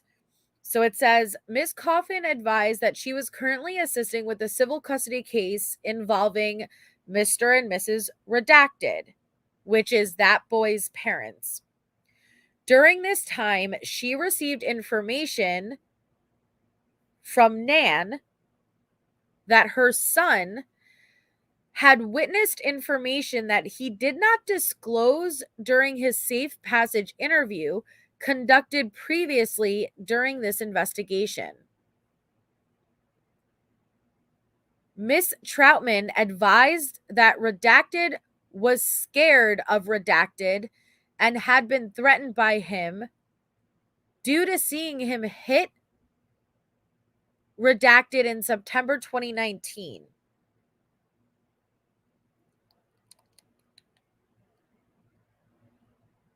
Oh, hold on. I need freaking Crime Curious. Can someone say Crime Curious 3 times?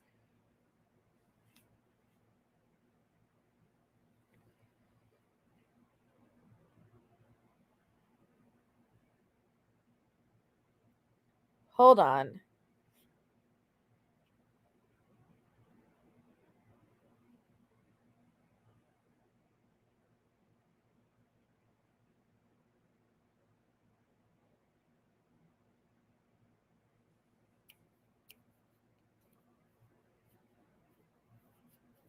Because I don't know if the redactions are Gannon, and I don't want to say Gannon.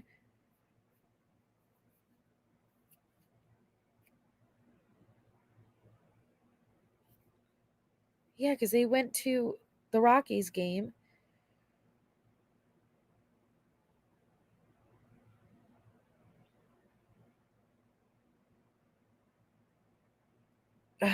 You too, MK.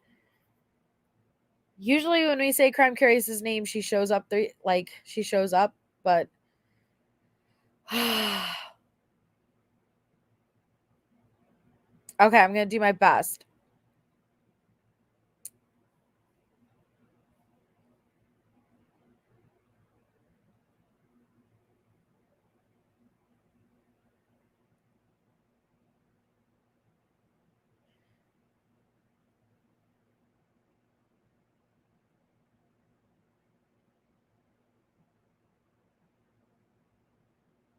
See, I don't want to.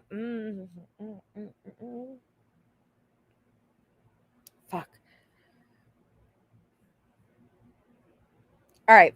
Miss Troutman advised that Redacted, the boy, was scared of Redacted and had been threatened by him due to seeing him hit Gannon in September 2019.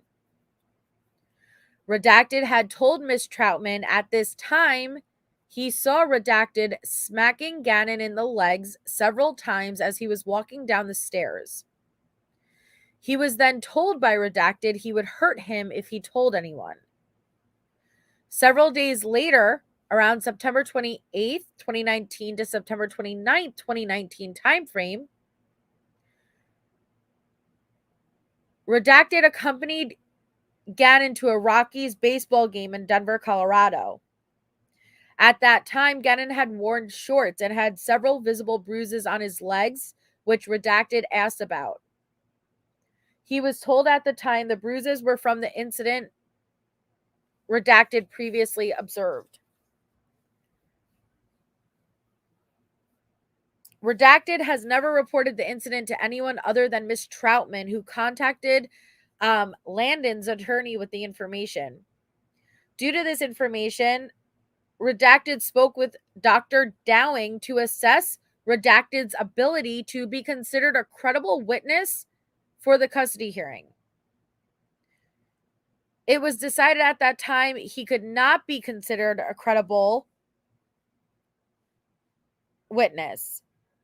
Ms. Kaufman stated from the information she received by Ms. Troutman, Redacted was scared still of Redacted and was refusing to leave the home and was sleeping under his bed. Due to this fear, Ms. Troutman contacted Colorado Springs Police Department requesting a case to be taken for the treats.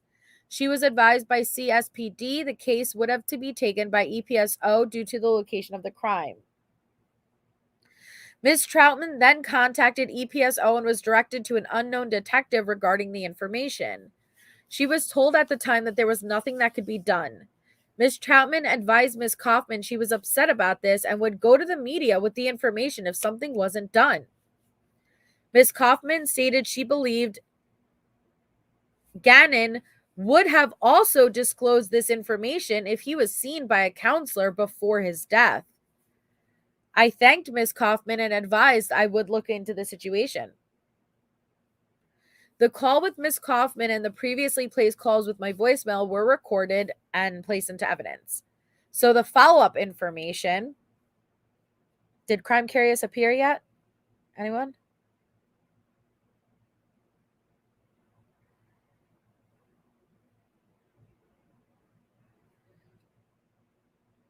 No? Damn it. It says, after the phone call, I spoke with Detective Jessica Bethel regarding this information. At that time, I was advised that Ms. Troutman had reported that her son's name being released to the media from an interview she conducted previously. It is noted in the report, Ms. Troutman is a friend of Landon. Okay, so I kind of think I know what the redaction is. Who the name. Ah! There she is. Yes. I told you she'll appear. Crime Curious. Is this redaction Al?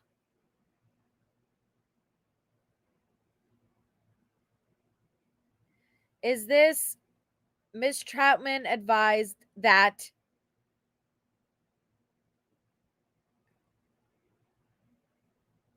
Redacted was scared of Al and had been threatened by him due to seeing him hit Gannon in September, and that he saw Al smacking Gannon in the legs? Is that correct? And you guys, when I'm reading this, this is not stated as fact.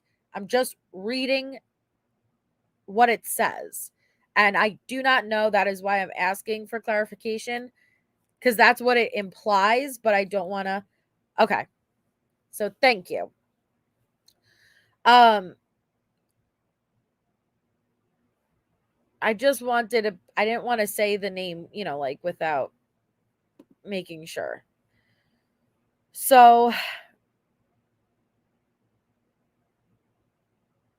Redacted accompanied, Gannon to a Rocky Balls game. At the time, Gannon had worn shorts and had several visible bruises on his legs.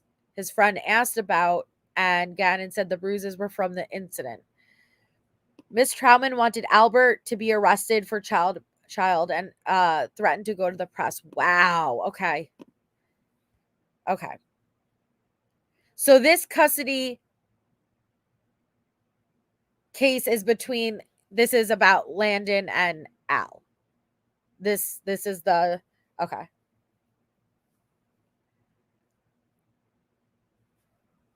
And so then, Ms. Kaufman stated, Ms. Kaufman stated from the interview that she received that Redacted was scared still of Al and was refusing to leave the home and was sleeping under his bed. So Ms. Troutman advised Ms. Kaufman she was upset about this and she would go to the media with this information if something wasn't done. And Ms. Kaufman stated that she believed Gannon would have also disclosed this information if he was seen by a counselor before his death.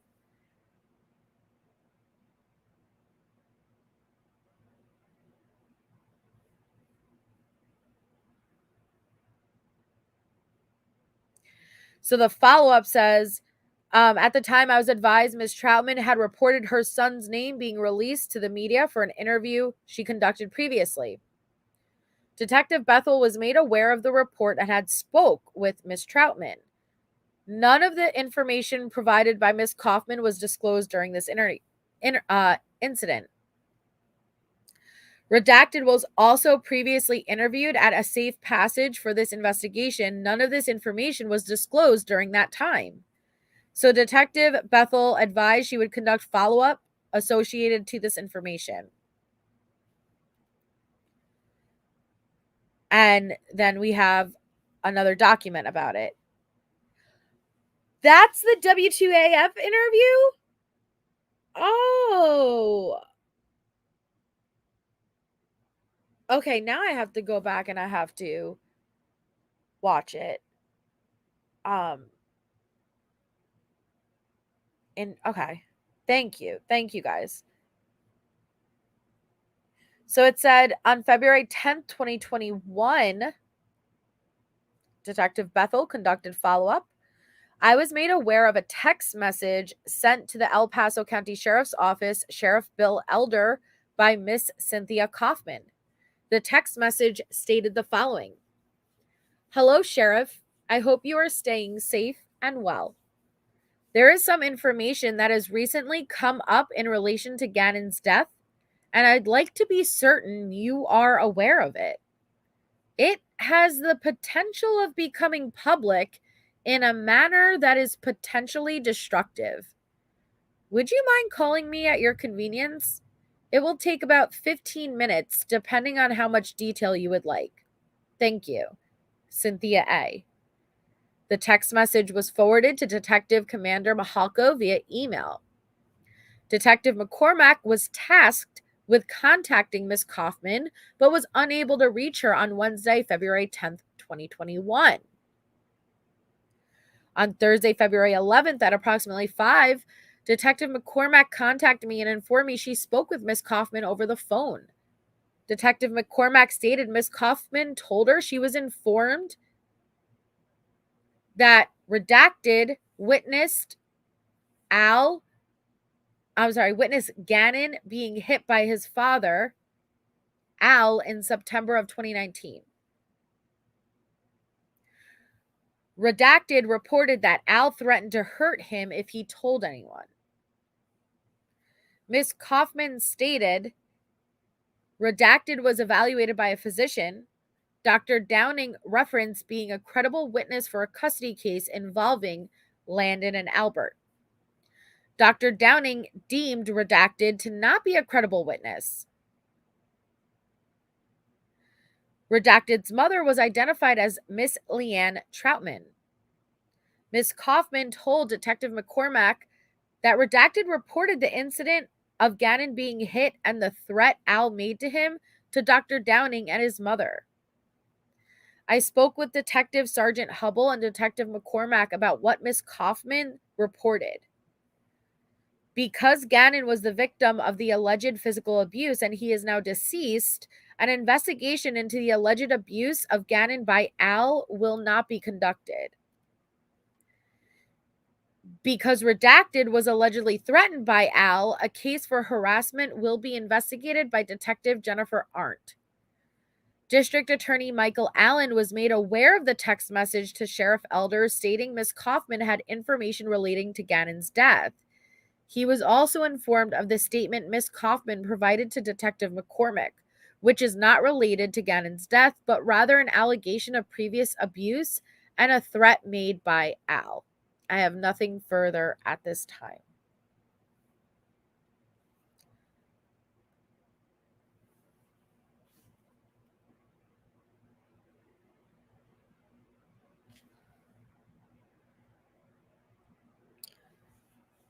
Okay.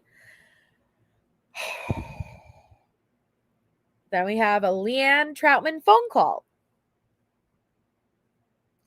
February 16th, 2021, McCormack assisted in this case. Leanne Troutman phone call.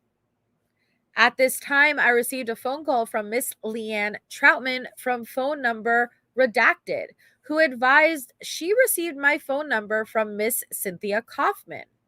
Miss Troutman requested an update on the information I received from Miss Kaufman the week prior. So remember, Miss Troutman is the mother of the child who allegedly is claimed to have witnessed the abuse and was threatened.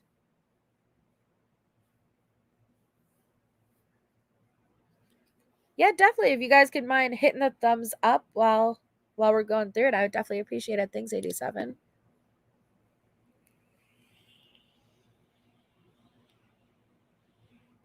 So then it says, at this time, I advised a case number was going to be pulled and would be handled by Detective Jennifer Arndt. Miss Troutman asked if I could explain why the prior detective stated nothing could be done regarding the information she provided. I stated I could not explain that unless I was informed who she spoke with. Miss Troutman advised the detective she spoke with utilized phone number redacted. So Deputy Gibson, so at approximately 11 a.m., I contacted the phone number Miss Troutman provided. There was no message and a voicemail was left for the number. Several minutes later, I received a phone call from EPSO paroled Deputy Kyle Gibson utilizing this phone number. Deputy Gibson advised he did speak with Miss Troutman on February 8th, 2021, when she reported her son, identified as Mr. Redacted, and that he had told his counselor that he witnessed Mr. Albert Stauch disciplining Gannon at their home located on Mandan Drive in September 2019. At that time, he saw Al give Gannon a fat lip from the discipline. And again, this is the documents, does not mean that it occurred. Several days later, Redacted accompanied the Stauchs to a baseball game in Denver, Colorado, where he asked Gannon if he was okay. At that time, Gannon leaned over and stated that At that time, Al leaned over and stated he would hurt Redacted if he said anything. Miss Troutman reported to Deputy Gibson the counselor has since been fired by Redacted. Deputy Gibson stated he spoke with Redacted on the phone briefly about the incident. During that conversation, he could hear Miss Troutman in the background talking to Redacted. I requested Deputy Gibson complete a case report with this information under EPSO case number 21-1779. This case number was provided to Miss Troutman via text message. The call screen from the original call for service on February 8th was pulled from CAD and is attached to the supplement. Okay.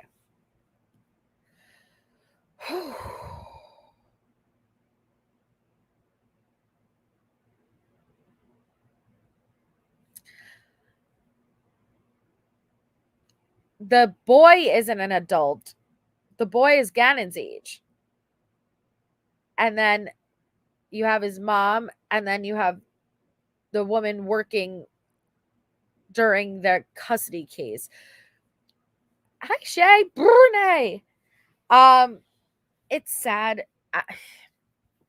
Listen, my heart hurts that after everything that there had to even be a custody case and that it had to get bad, and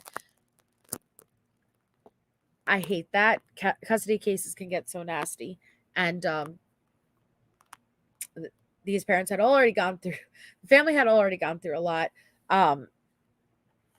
and so it sucks that this is what was going on, and it got to this level.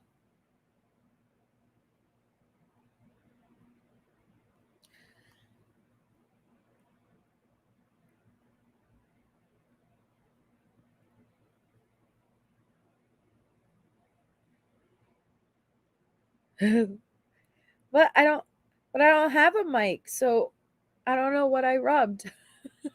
Well, actually, I think I do. I was fixing Did you hear that?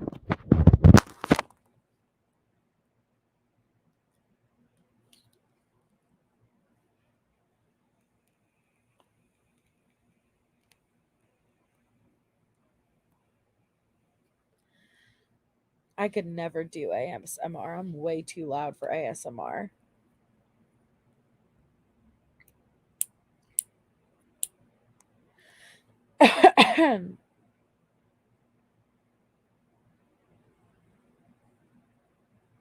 You could find it if you just type in deplorable Gemini. If you just type in the glare Amy Lang, it'll pop up. I think she, and if Crime Curious is here, maybe she could give the exact title, but she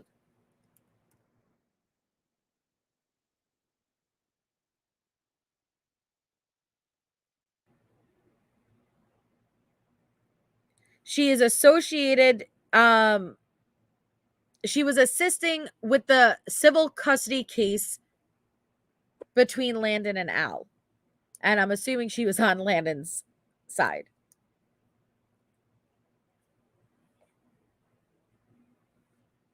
Yes, deplorable Gemini.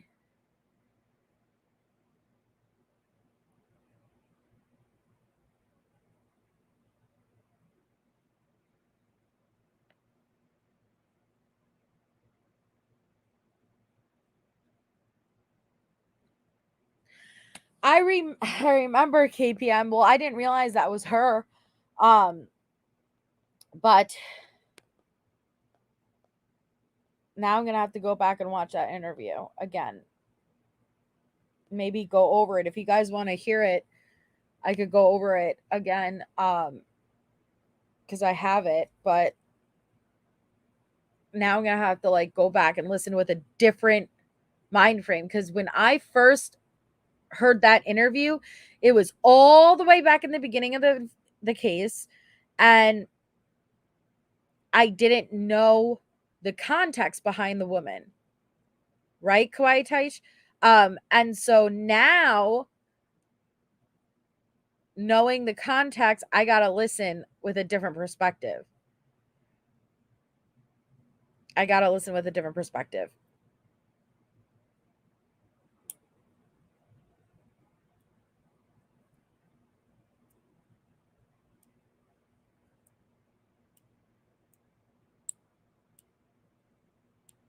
Yeah, it was all the way Christina.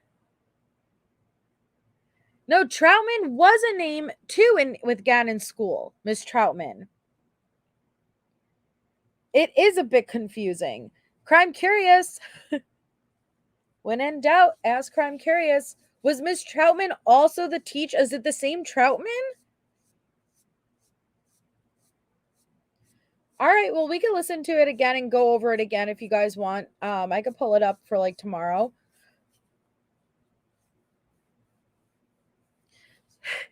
I love it. You rang. I'm curious, is this Miss Troutman the same Troutman that was his teacher? Because if so, this is very messy.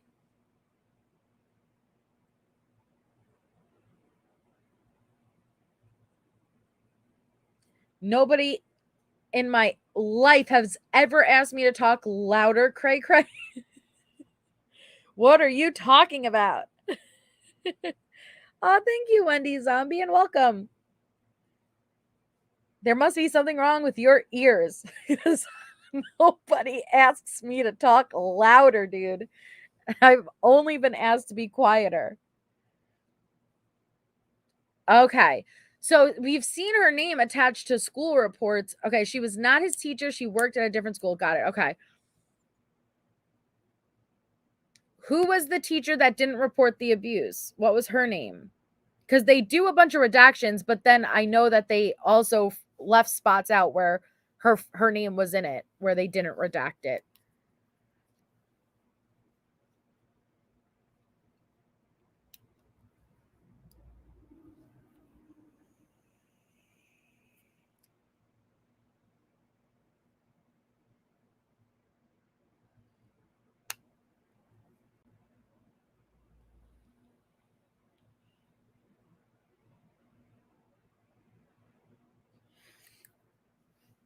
Okay. I know, Anne. I know.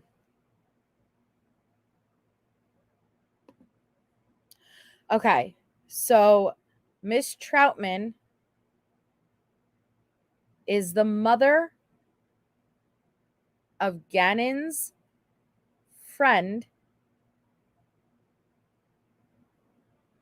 who allegedly claims to have witnessed abuse that Al inflicted on Gannon. And Al threatened this boy. Mrs. Troutman is that boy's mom.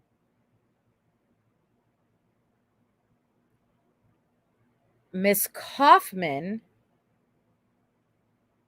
is somebody who was assisting in the custody battle between Al and Landon. So the reason that she was doing these calls and making moves is because she's assisting in the custody battle. But it said Miss Troutman and Landon were friends. That's what it said.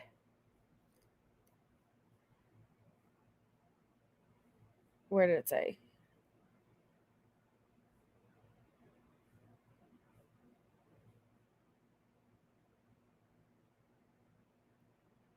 Okay. It is noted in the report, Miss Troutman is a friend of Landon's. So what I will say is this seems to be a very messy incident that is attached to a custody battle case, and custody battles can get very messy, let alone one where you're in this type of situation where a child's already lost, and so it seems to be very messy.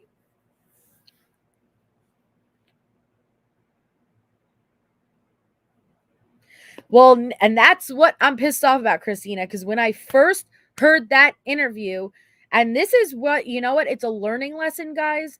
It's a learning lesson. Here's the thing about following cases in real time. You do not have full context of information yet. Yet, information you may hear can really mold your views or form your opinions of something. That interview, when I heard it all the way in the beginning, really made me side-eye Al. Really made me side-eye him. And it was only, I don't know how long ago I covered it with the Jens and Allies and stuff. When I was like, oh my God, the interview, I finally found it, and we went over it. And it was so crazy listening to it because I hadn't heard it since it was originally aired. And, but I still hadn't had the full context. Now, here we are, and we have the full context. Now I need to go back and listen to it because it's not going to have the same impact than it did when I didn't have the full context. But it's a warning to us to always keep that in mind, that as we're having all this information, we don't have full context. So we really need to be careful and remind ourselves of that with active cases moving forward, I'm saying. Yes, she did. Yep.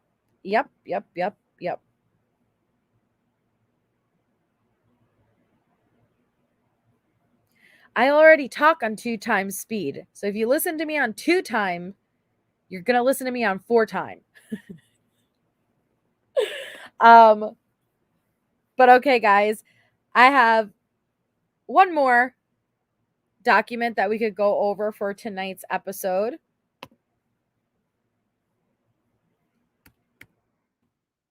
And that's this. Okay.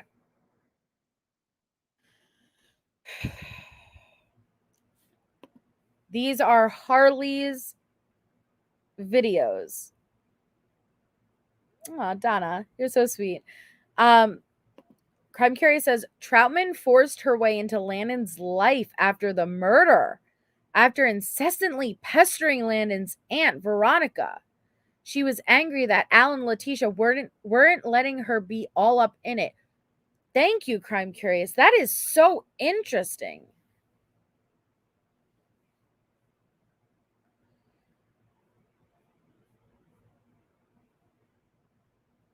So interesting. Yeah, and thank you for all your help, Crime Curious. When in doubt, ask Crime Curious. Boop. Okay, so this is about Harley and videos that she had posted. And we're going to be doing an episode on Chance, Harley's dad, and how he passed and the history behind that. That'll be coming up within the next couple of lives. They became friends and Troutman fought hard on Landon's side for custody. Wow. You think so hard that she'd be willing to have her son lie?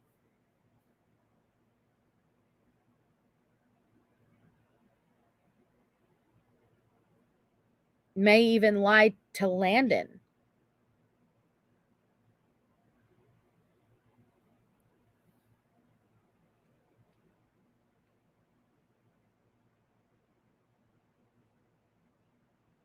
Right, exactly, Teacup. Yep. Oh, Jesus.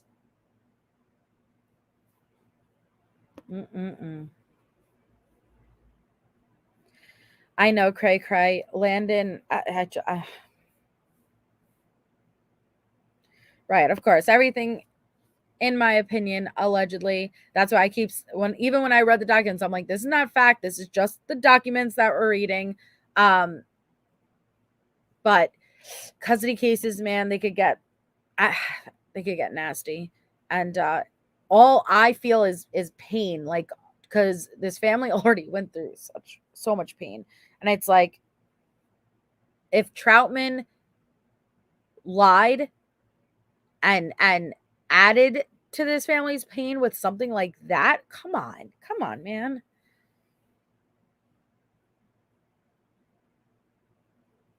So, okay. On Friday, December 18th, 2020, Detective Bethel conducted follow-up on the case. I began reviewing evidence from the Canon GTX camera, which was seized from 1250 Birch Avenue in Conway, South Carolina. That's where Letecia was arrested. And Harley was staying at, it was Letecia's friends. So, images, I did not find anything of evidentiary value, but videos. The video search began on January 20th, 2020 and March 2nd, 2020. They were made by Letecia's daughter, Harley. In the videos, she was creating content for a YouTube channel. The following is a summary. In the video titled Redacted, and it was created on February 16th, 2020 at 2:13 a.m. So this is 2.5 weeks after Gannon's murder, but at this point, he's just missing. Thank you so much, Crime Curious. Good night. Thank you so much for your help. Just keep an ear out in case I call you 3 times in your sleep. No, I'm kidding. But seriously, thank you.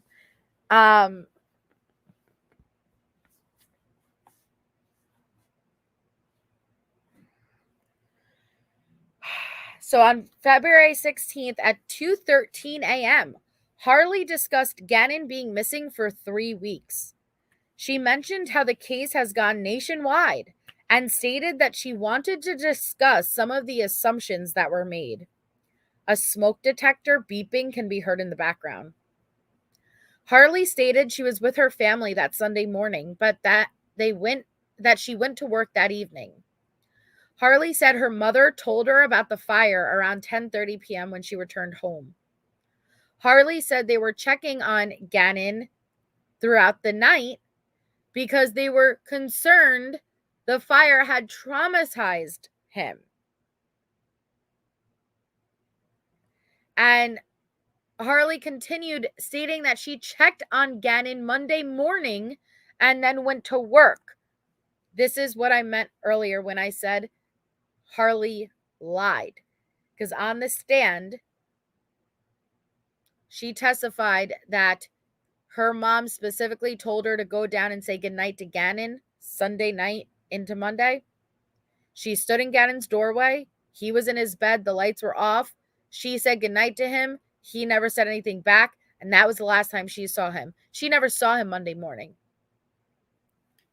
So this was a lie. Or she lied on the stand. I'm more inclined to believe the first.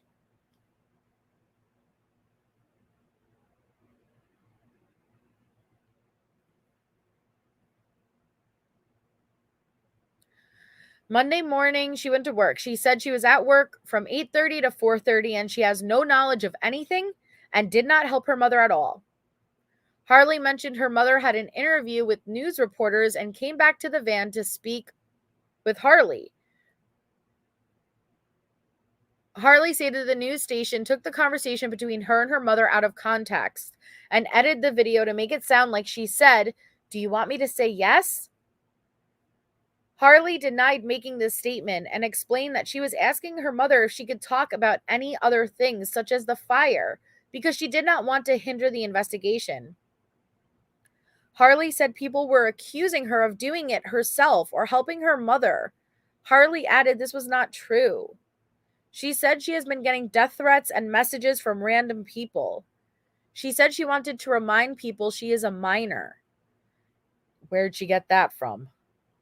She asked for people to focus on Gannon being missing and their family hurting. Harley said the public needs to stop coming up with accusations. She said the video is to bring Gannon home and described him as kind and loving and helpful. Harley discussed the things that Gannon wanted, like helping people. She moved on to Facebook and said the groups that were created needed to be taken down. She asked people to come together to pray for Gannon and to bring him home. She spoke more about getting threats on Facebook and people are trying to ruin her life. She again mentioned that she wanted to make the video for Gannon and for everyone to come together to think about a child that's missing and to stop hurting her family more than they are already hurting.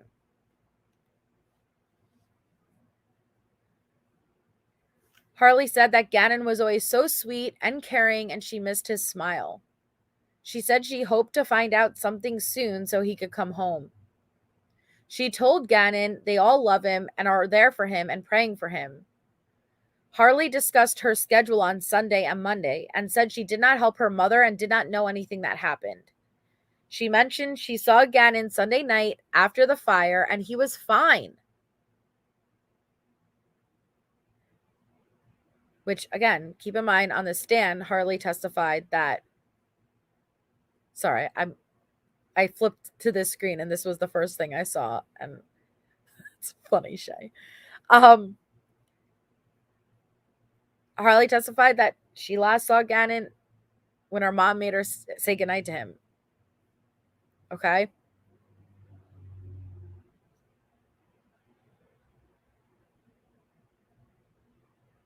But he was asleep and did not respond back.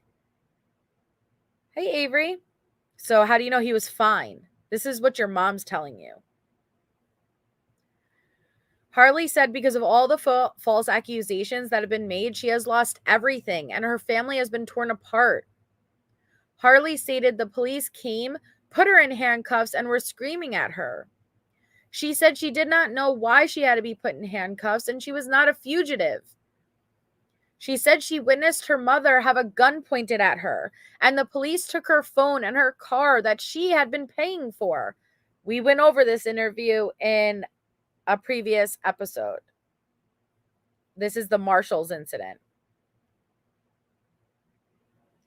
Harley added that it was wrong and the police will not give it back to her. Harley listed other property that was seized by police, such as her passport, birth certificate, and her computer. Notice she named all of the things that were locked up in the evidence, the same facility that Letecia tried to call and pretend to be Harley to get the evidence from, remember? And she's like, oh, I'm a 17-year-old flight attendant. Hi, this is Harley. Can I come and get my stuff? I need it for school. And it was Letecia.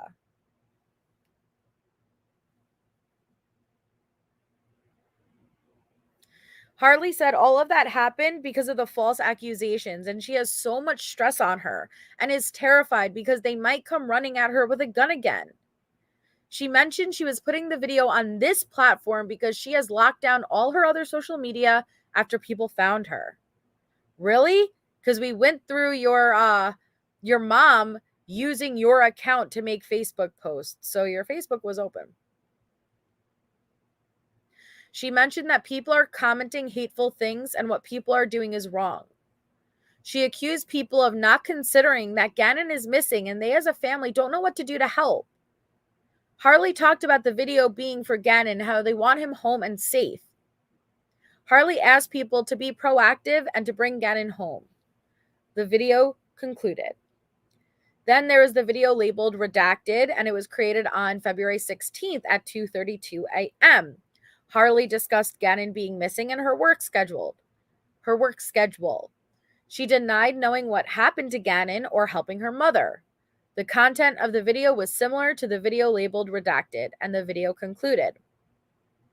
Then we have the video labeled redacted on February 16th at 2:36 a.m. Notice how close these are, 4 minutes apart, almost like she was rehearsing and practicing. Harley stated she was making the video to bring Gannon home. She stated the accusations made were hindering the investigation. She said she wanted to do what Gannon would do, which is to be kind to one another. Harley said the accusations have hindered the investigation, but it's not helping to find Gannon. Harley asked people to work together to focus on Gannon and the other missing children. Harley asked people to stop putting people down and said there was no reason she should be receiving death threats. Harley says it is hurtful to her, and no one knows what the police have done to her and her family. Harley said the people making the bad comments are hurting a minor and are talking to a minor based on a situation where another minor is missing. Letecia. Hi, Angie Erickson. That is Letecia. Minor.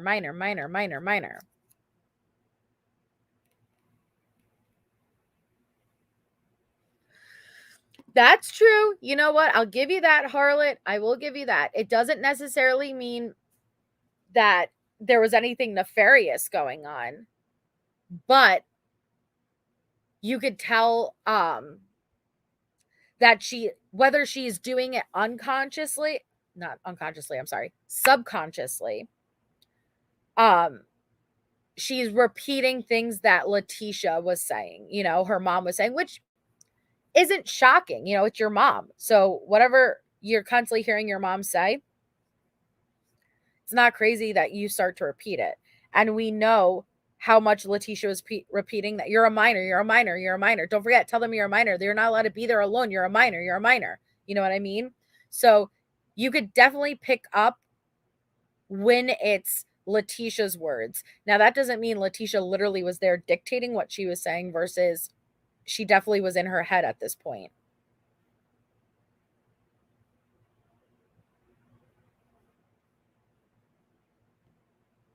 It does sound like the interview with Crime Online, yeah.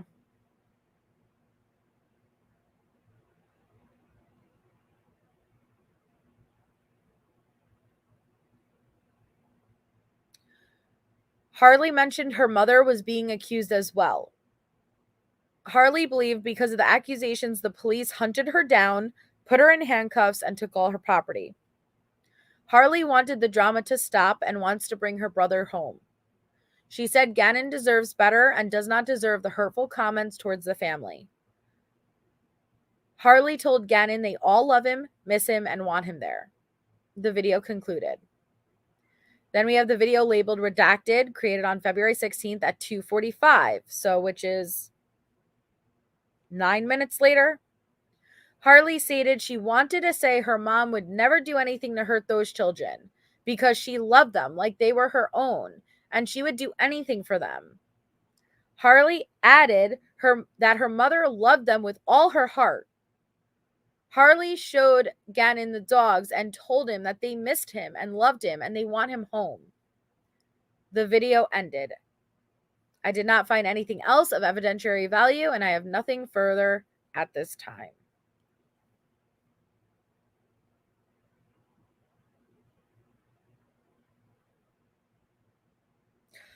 Isn't Harley beautiful? Harley, oh my God, sorry. You know, all aside, she's just a really beautiful woman.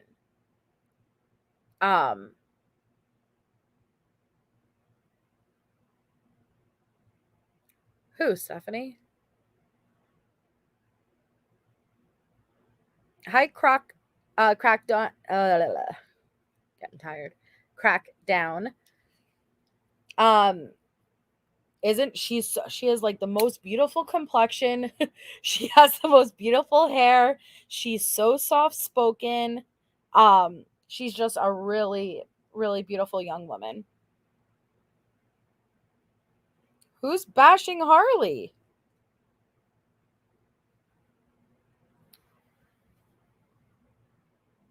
I'm sorry, I didn't realize, did I say anything that was bashing Harley? I'm pretty sure I just said she's a beautiful woman.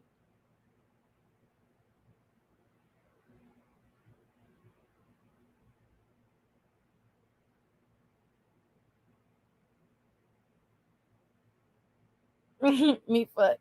Harley must take after her dad. People questioning whether Harley had more knowledge is an opinion. Is that bashing?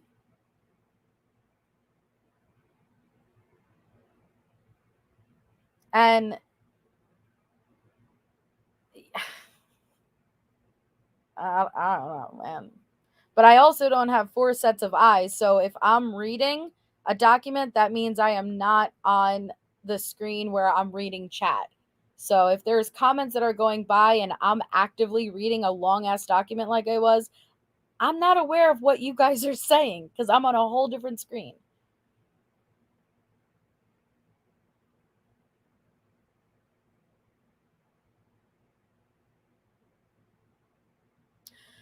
I think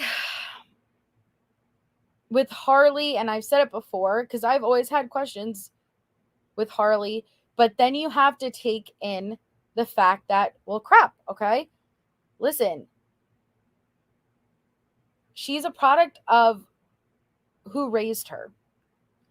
And that is all she knew.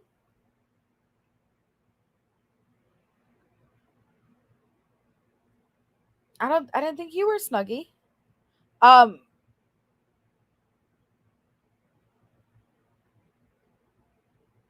crap. Now I forgot what I was saying.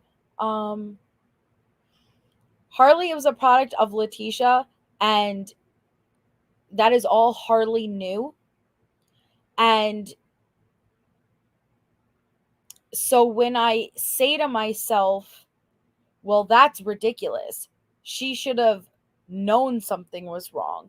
She should have spoken up. She should have done X, Y, and Z.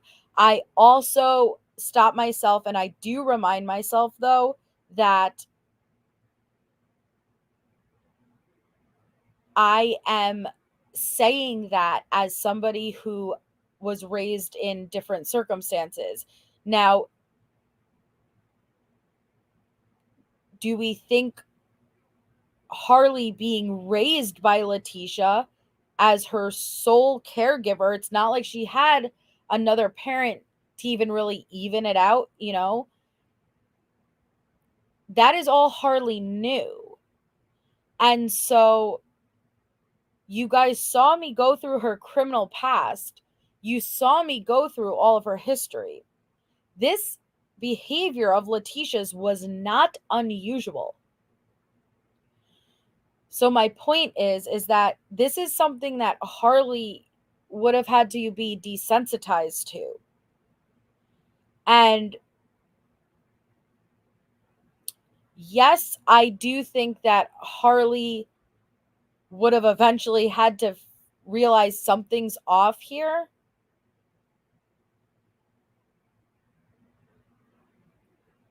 But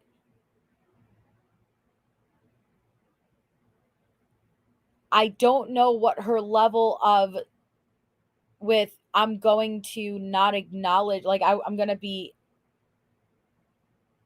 naive, I'm going to not acknowledge that, because did she really have another choice?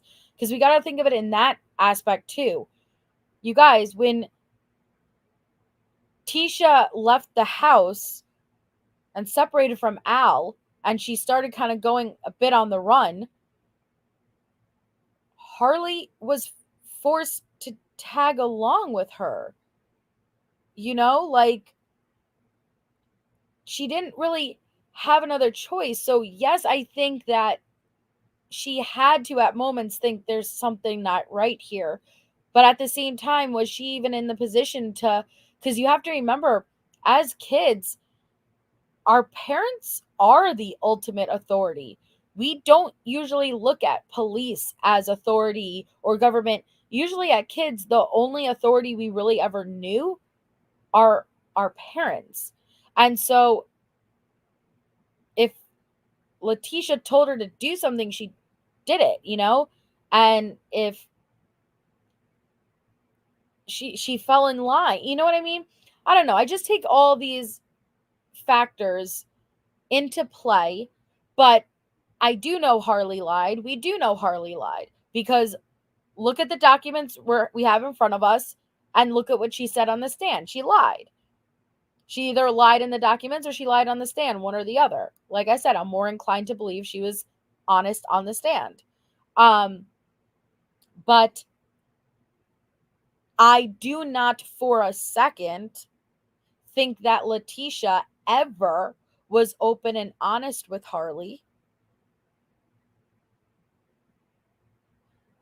Letecia is not honest with herself.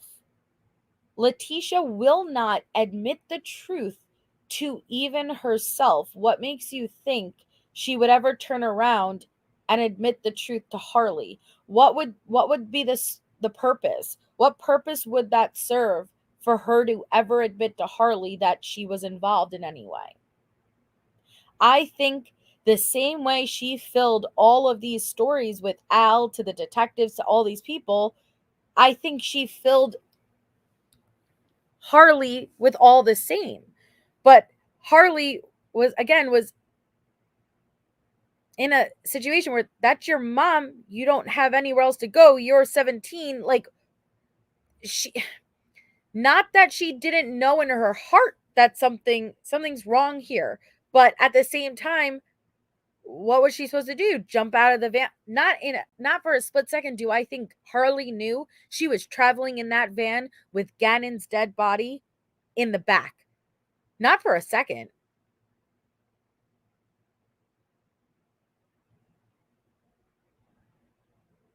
You think that girl would have been in that van, sitting there, traveling state to state to state, if she knew her little brother was in the back? No. So again, there were some lies spoken. But I do not think she said those lies with intentions to, I am going to help cover up my brother's murder.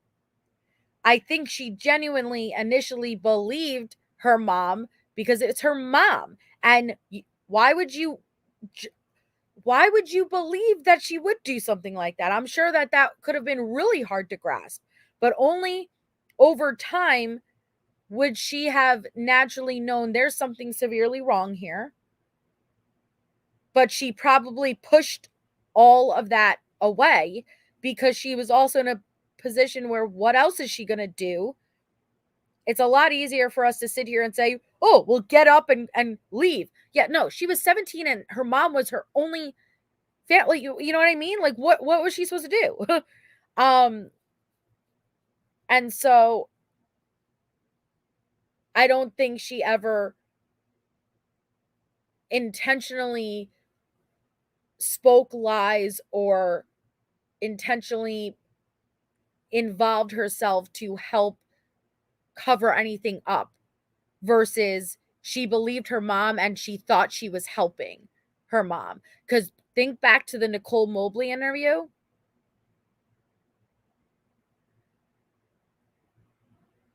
Think back to the Nicole Mobley interview and how Nicole Mobley explained how Letecia wanted Nicole to file a false police report, stating that on the night she was looking for Gannon, everyone was they were out looking for Gannon, that she saw a man and a little boy wrapped in the same blanket that Gannon was in, holding a suitcase, walking like down the street. But Nicole Mobley explained that, well, she convinced me that I wouldn't be filing a false police report because it didn't happen. She convinced me where this did happen, but nobody's believing me. And so the only way we can get them off my back and start to look for the people who really took Gannon is if maybe you file this report and say you saw it too, so they'll start to put the efforts in where they belong. I could see her doing that with Harley. Like, this is what I desperately need. And if somebody doesn't do this, if somebody doesn't say this, then they're going to be looking only at me, and then nobody's ever going to find Gannon. That type of manipulation.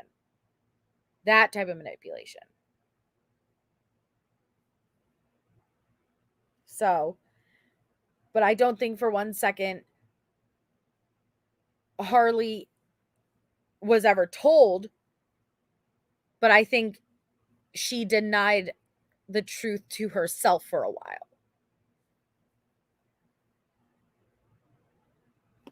So, for tomorrow's episode, I'll be on a little bit later than normal. So I'll be on at probably around 8 Eastern. And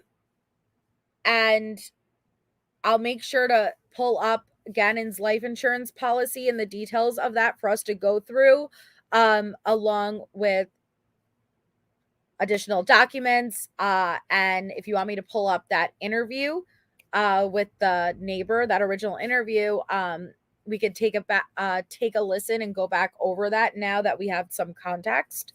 So I will schedule that when I get off of here, but I'm going to hop off for tonight. Thank you all so much for being here. If you don't mind to hit the thumbs up, I would very greatly appreciate it. And I hope to see you all tomorrow night. Thank you all so much for being here, and I will talk to you all soon. So have a wonderful night.